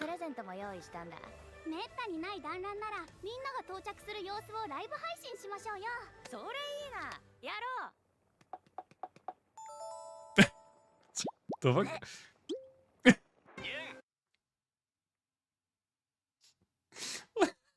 Dusk just opening the collar.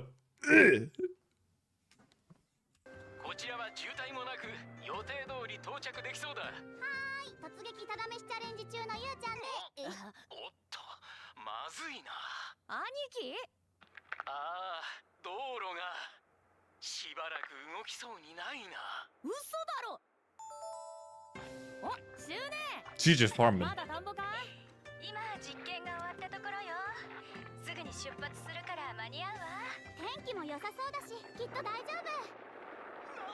Rat.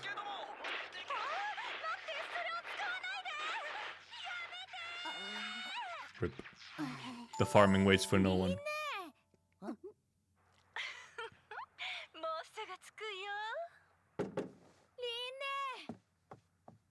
The drunkard.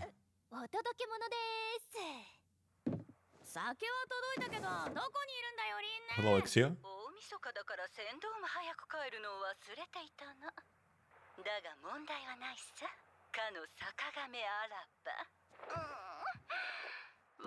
Why did you, ma'am, why did you have to moan like that? Like, damn, oh, whoa, goodness.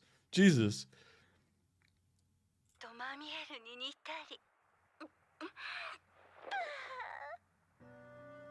My god, whoa. 結局誰一人来やしないってか。お、し。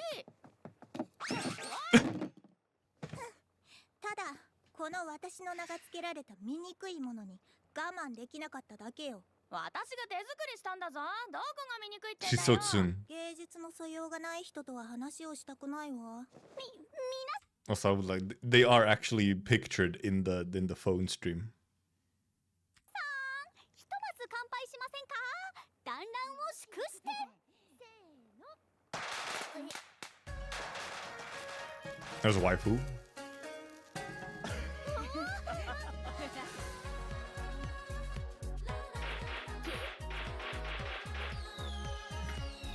What's going on there? Goodness. This is, yeah, this is official, yeah. This is just a little mini series that they have.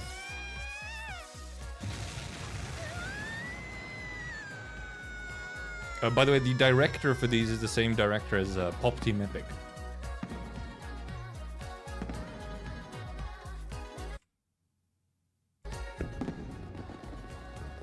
Trying to lead the chat as well.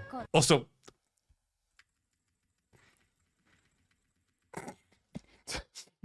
it's you. It's him. Spoilers, spoilers. He's right there. Spoilers. Yeah, also, yes, fried rice. It's you, fried rice. 今年も集まれなかったが、みんな元気そうでよかったよ。 Oh, she took her shield off. They're eating normally. They're still having a moment.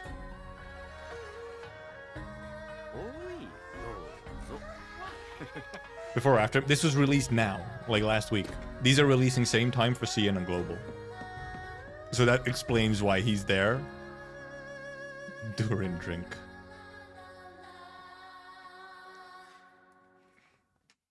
Yeah, these new episodes are indeed being released at the same time for CN and Global.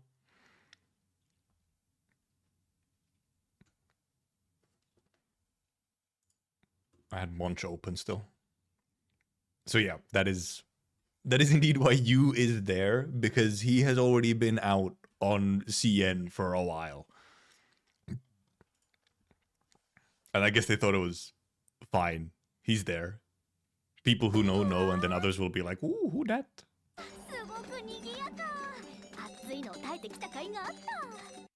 Now I'm just getting flashbacks to the auto dub.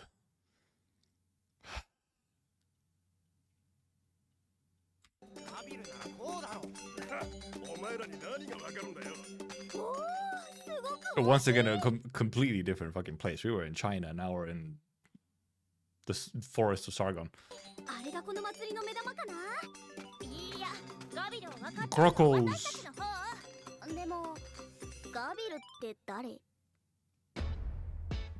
Ah.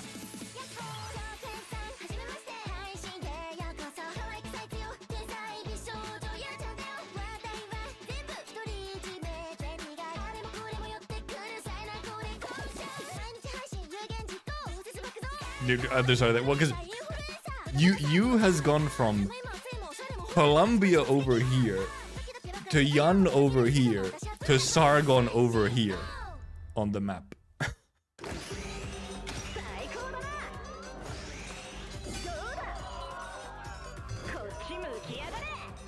Whoa, twerking.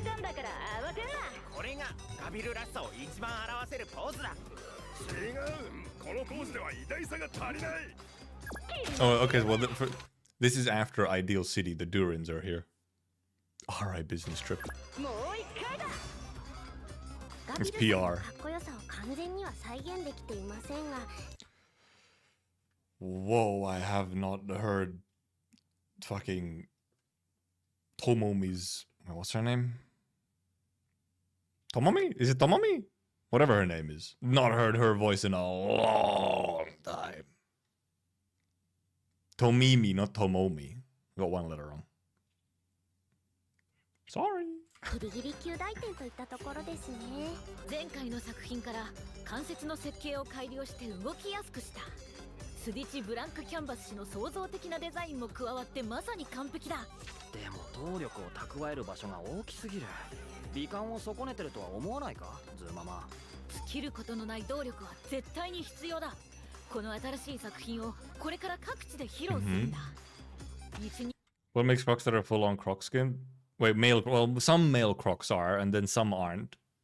And then also same for some female crocs. Some are and some aren't. For some reason, the croc race just has like a wider gamut of how animal you look. Also, there is a Gavial hairpin. I didn't even notice it. I'm not giving you next this thunderous thighs even in Chibi form.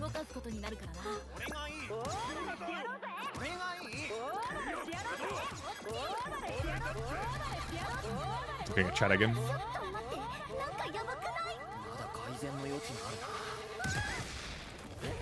Dodged.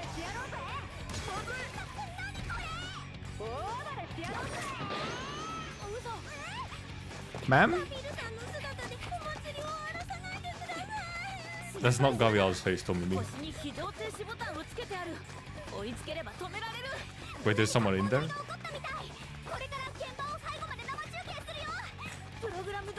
Fucking content brain ass streamer. That's our streamer. Kamiyoshi. Never stop the fucking craziness. Never stop the stream.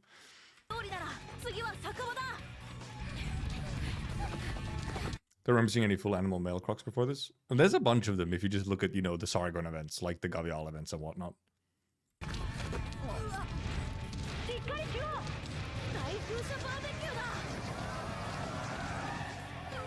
What the art style change?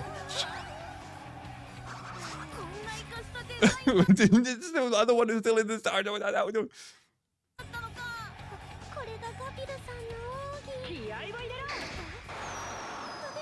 One of her moves is spinning around the top of a grill.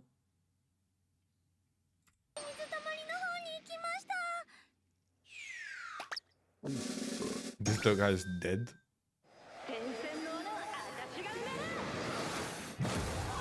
Oh. Hello, Pozemka.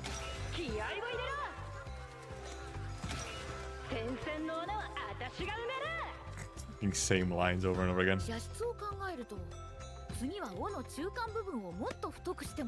Yeah, the streamer live chats are pretty fucking good every time.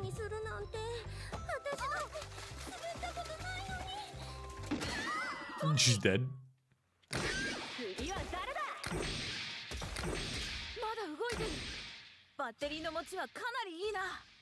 Dude, she's like, hell yeah, it's working.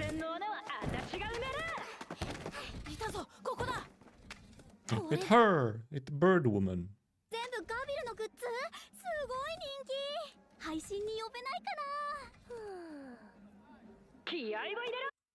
Oh, it was...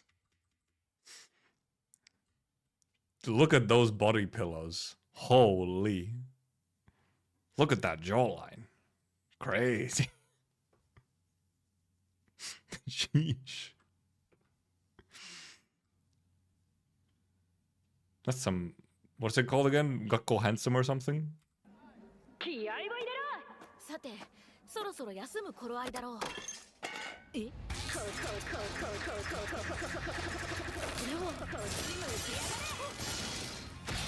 Car! Dude, it's a transformer!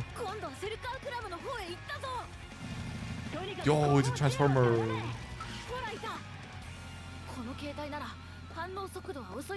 Man, these really do have... These have so many fucking references in the like 6 minutes that they go for. 見つければって腰はどこにあるんだ Fucking dead. There's been a lot of Team Rocket blasting away on this one.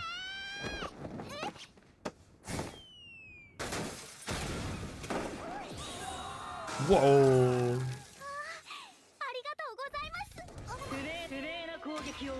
Gee, I wonder who that is. Who could it be? サプライズは私のことだと思ってたのに Whoa, goodness. Also, the slightly different version they have of the ending songs as well.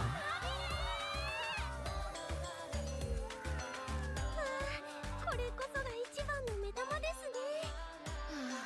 まだまだ改良が必要だな Priorities. そうだ私が戻ってきたぞ Rip. Yo! Trending topics, Gavial.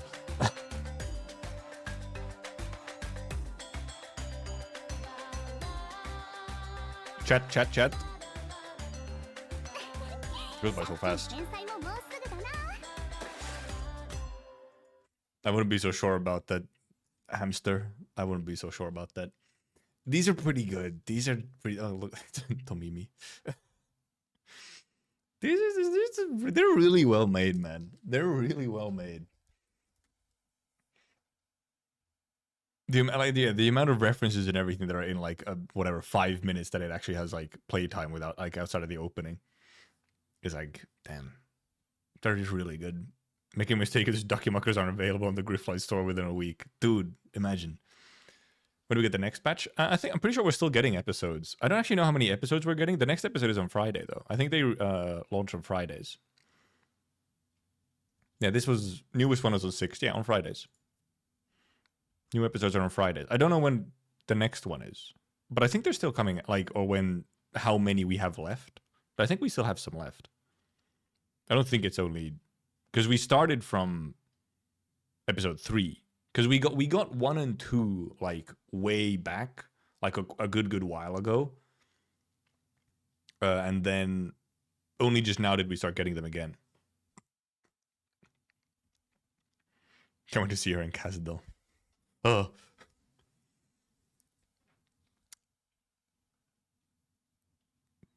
Only one? Oh, okay. Is there only one left? Guess how many from the opening? We probably can, kind of.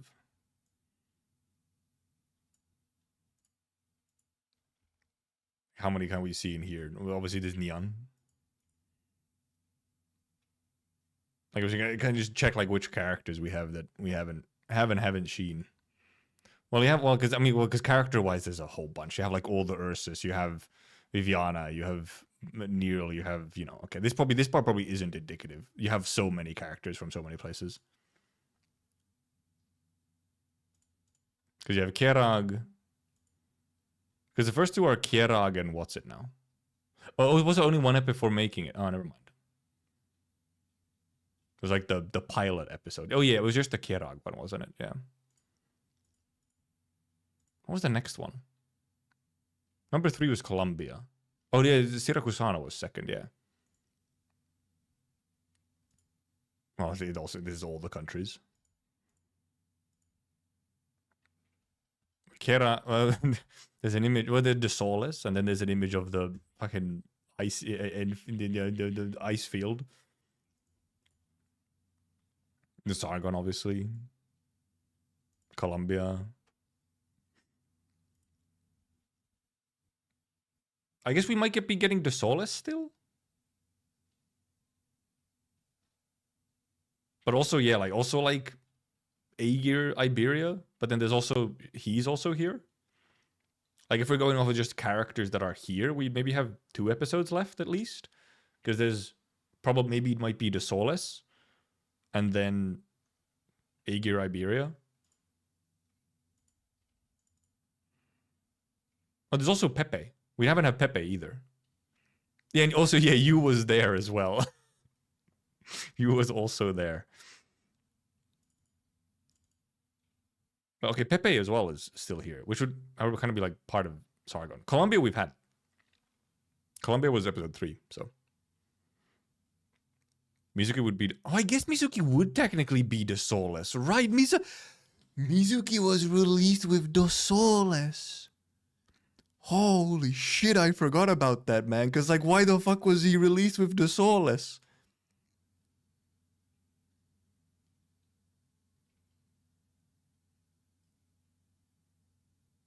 He's from the Soulless originally, but has nothing to fucking do with it in reality. He's all A-Gear.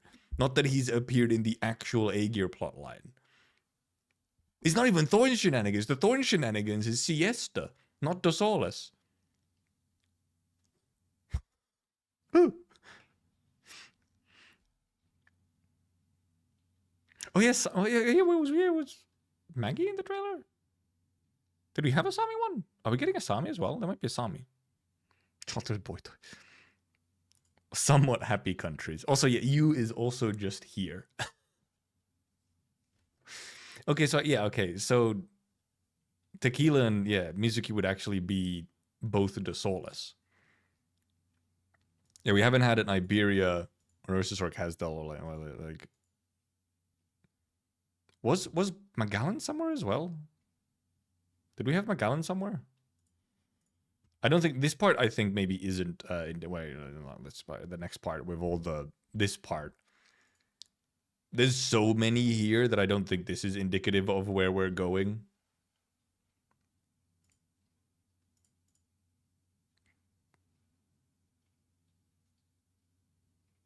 Also, yeah, there is like the silhouetted characters. I think it was mostly characters that we'd already seen. There's also like those images really quick there, which were... Because, yeah, the images does have... It has Sami on it. And then the Soulless, which we've, you know, decided that probably is happening. But then there's also Sami, so I guess we could have Magellan. Oh, yeah, it was Magellan in the trailer, right? They did have a trailer. I guess we could also look at the trailer. To see more. Yeah, who are the silhouetted ones here? That's Vigil, which makes sense. That might be Keltsit, like right there, maybe. I think that might be Mountain or someone. Not sure who that is over there. Not sure. That might be like Chiave or someone. That's Lee. Office Chair means Logos is gonna show up real. And then someone's over here.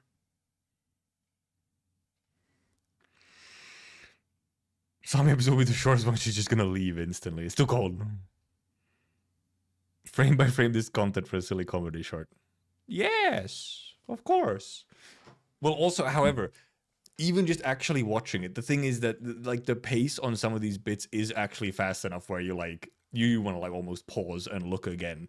Like you want to like go back 5 seconds to see it again. And obviously whenever the chat is on screen, the chat goes fast and you kind of want to pause to read what the chat says. Where do we have a chat portion? Where do we have a chat portion? Not here. Somewhere earlier we had a chat portion at least.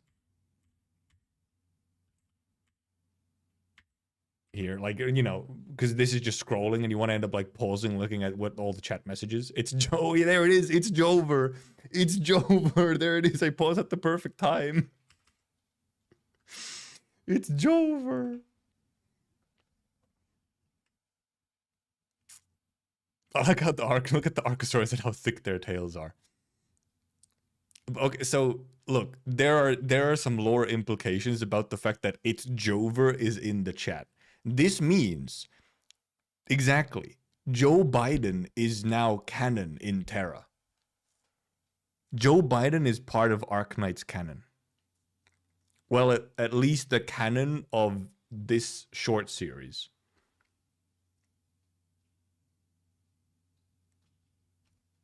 Interesting implications. Does that mean we also have Arknights Trump? Who knows? Maybe Biden was the last president of Colombia. Well, like, president, because, you know, the actual leader of Colombia has been the bird for like all this time. And then there's the president. Arknights says USA. Essentially, yeah. Except it's called Colombia, which is not in North America.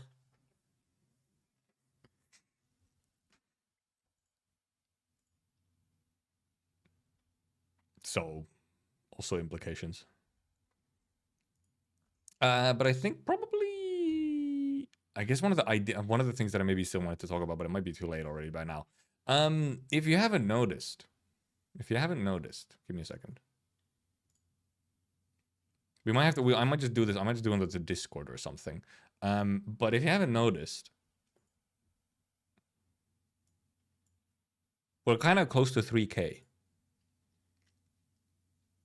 I should maybe come up with something for 3K.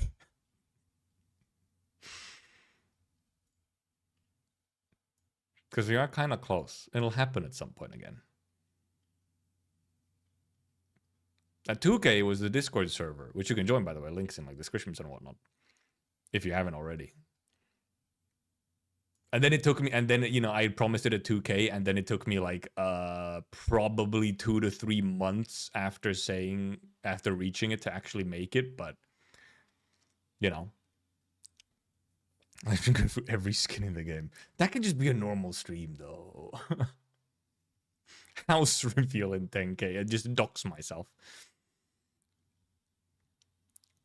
Do you want us to unsub to give you more time to think of something? Yeah. Okay, good. Racist tier list. Ah, yes. The racism stream. Because those are just stream ideas. It doesn't necessarily have to be a stream. It could be like something else. And actually, frankly, I've not done like stream ideas generally. Like a stream as a thing. Yeah, I'm just trying to think of what I could do maybe for 3K. Whether it's like some kind of additional community part. Or some specific stupid bit. Or whatever. I guess we'll see. Might still have some time. Not like I'm exactly like, oh, I have to have it before 3K. I'll just come up with it after if I have to. But not like it's been going so quickly that it's like, oh, suddenly tomorrow it's there. Partially because I haven't like posted much videos or shorts recently. Which, generally speaking, shorts I don't really know about. But subscriber gain is, I've already noticed, is significantly more driven by actually posting like videos and stuff rather than streaming on YouTube. Like whenever I actually post a video, I get like a bump in subscribers. Surprise, YouTube works on videos? Shocking. I did also have a bit of a subscriber bump actually when with the little collab video that I had with Cypher Ray, if you're not aware. That thing that we did, and we had a whole reaction stream to it because I was part of it, so I was allowed to. Video about the gaming industry. I'm not a video essayist. My videos are, generally speaking, just extended clips from stream. Shining Summer skin cosplay. I don't know if you can buy the Shining Summer. You probably actually could. You probably could. You probably could actually find one. Also, one thing that I was just thinking of just in general, there's not even like specifically for the subscriber thing. Maybe someone said this at some point. I probably planted the idea in my head. But I already have, I have like this stuff and whatnot, like Perlica's over here and these things are over here. What if there was just like a life-size Keltsit cutout just ominously standing behind me at all times? I quickly this also, of course, this happened late at night when I was supposed to be trying to sleep, and then I was just on my phone being like, where can I get life-size custom cardboard cutouts in Europe? Because surprise, when you just put cardboard cutouts into like search or whatever, it's all like American places, and they do not deliver outside of America. And even if they did, it would be expensive as hell. Surprise.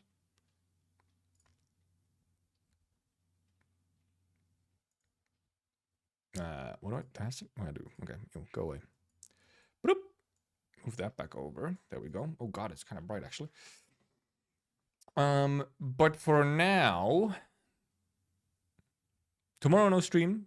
Friday indeed stream. Probably Friday will be one shorter stream Well, at least on YouTube's end, it's gonna look like this. On Twitch's end, it's probably just gonna be one single stream. But probably because the plan is to play more Popocom with Blue.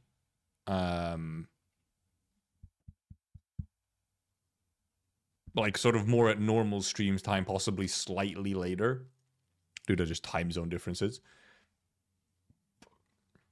But then probably before that, at some point, or maybe like I'll do a short stream just to go over whatever happens on the Limbus live stream earlier in the day. Just a short little watch along of that. And then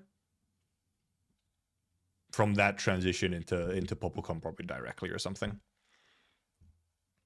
Chat Popocom gameplay when. I mean, there is a party mode, it's true. If people have Popocom, then there is a party mode to actually play on. Oh god, just need to actually ensure that, you have enough people at all times. Yeah. Also, man, just quickly on Popocom. There really is they have actually put in a fair amount of money to, like, for sponsored streams and stuff. There's been a bunch of, like, pretty big streamers who have either done a stream of it or even, like, a dedicated video for it and everything. Like, just yesterday, I think I got recommended, like, a stream edit from Squeaks, where he was just playing Popocom with a friend. Sponsored, yes. But like, they actually have, like, put in a decent amount of money into sponsoring stuff, and I hopefully it's paid out. The game seems to be at least somewhat successful and doing okay. Like, how many reviews does it have? Let me just quickly check. How many reviews does it currently have on Steam? It has 1,600 views. Very positive.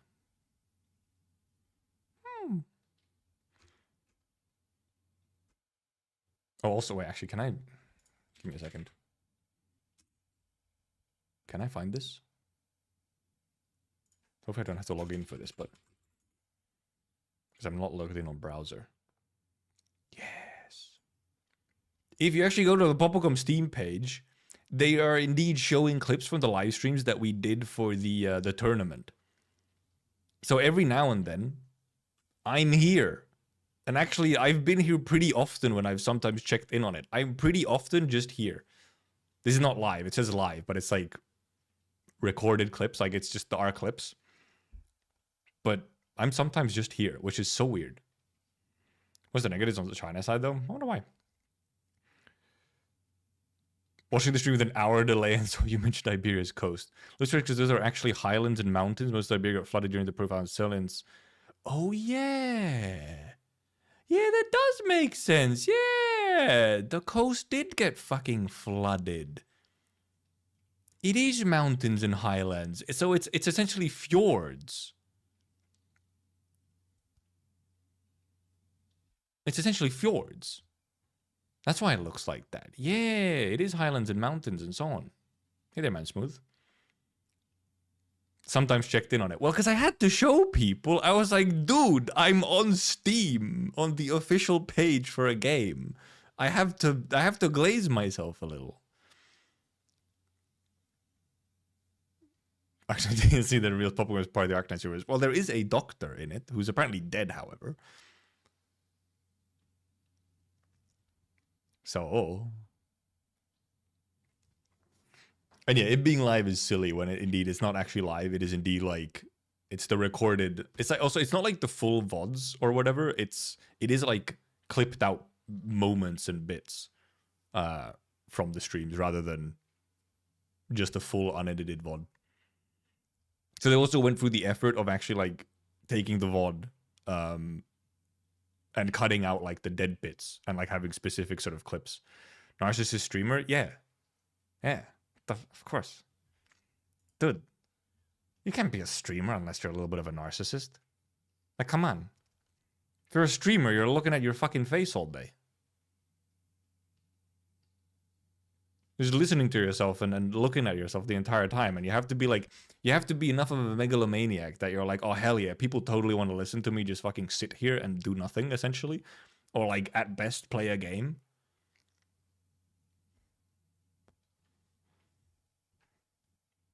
Duh.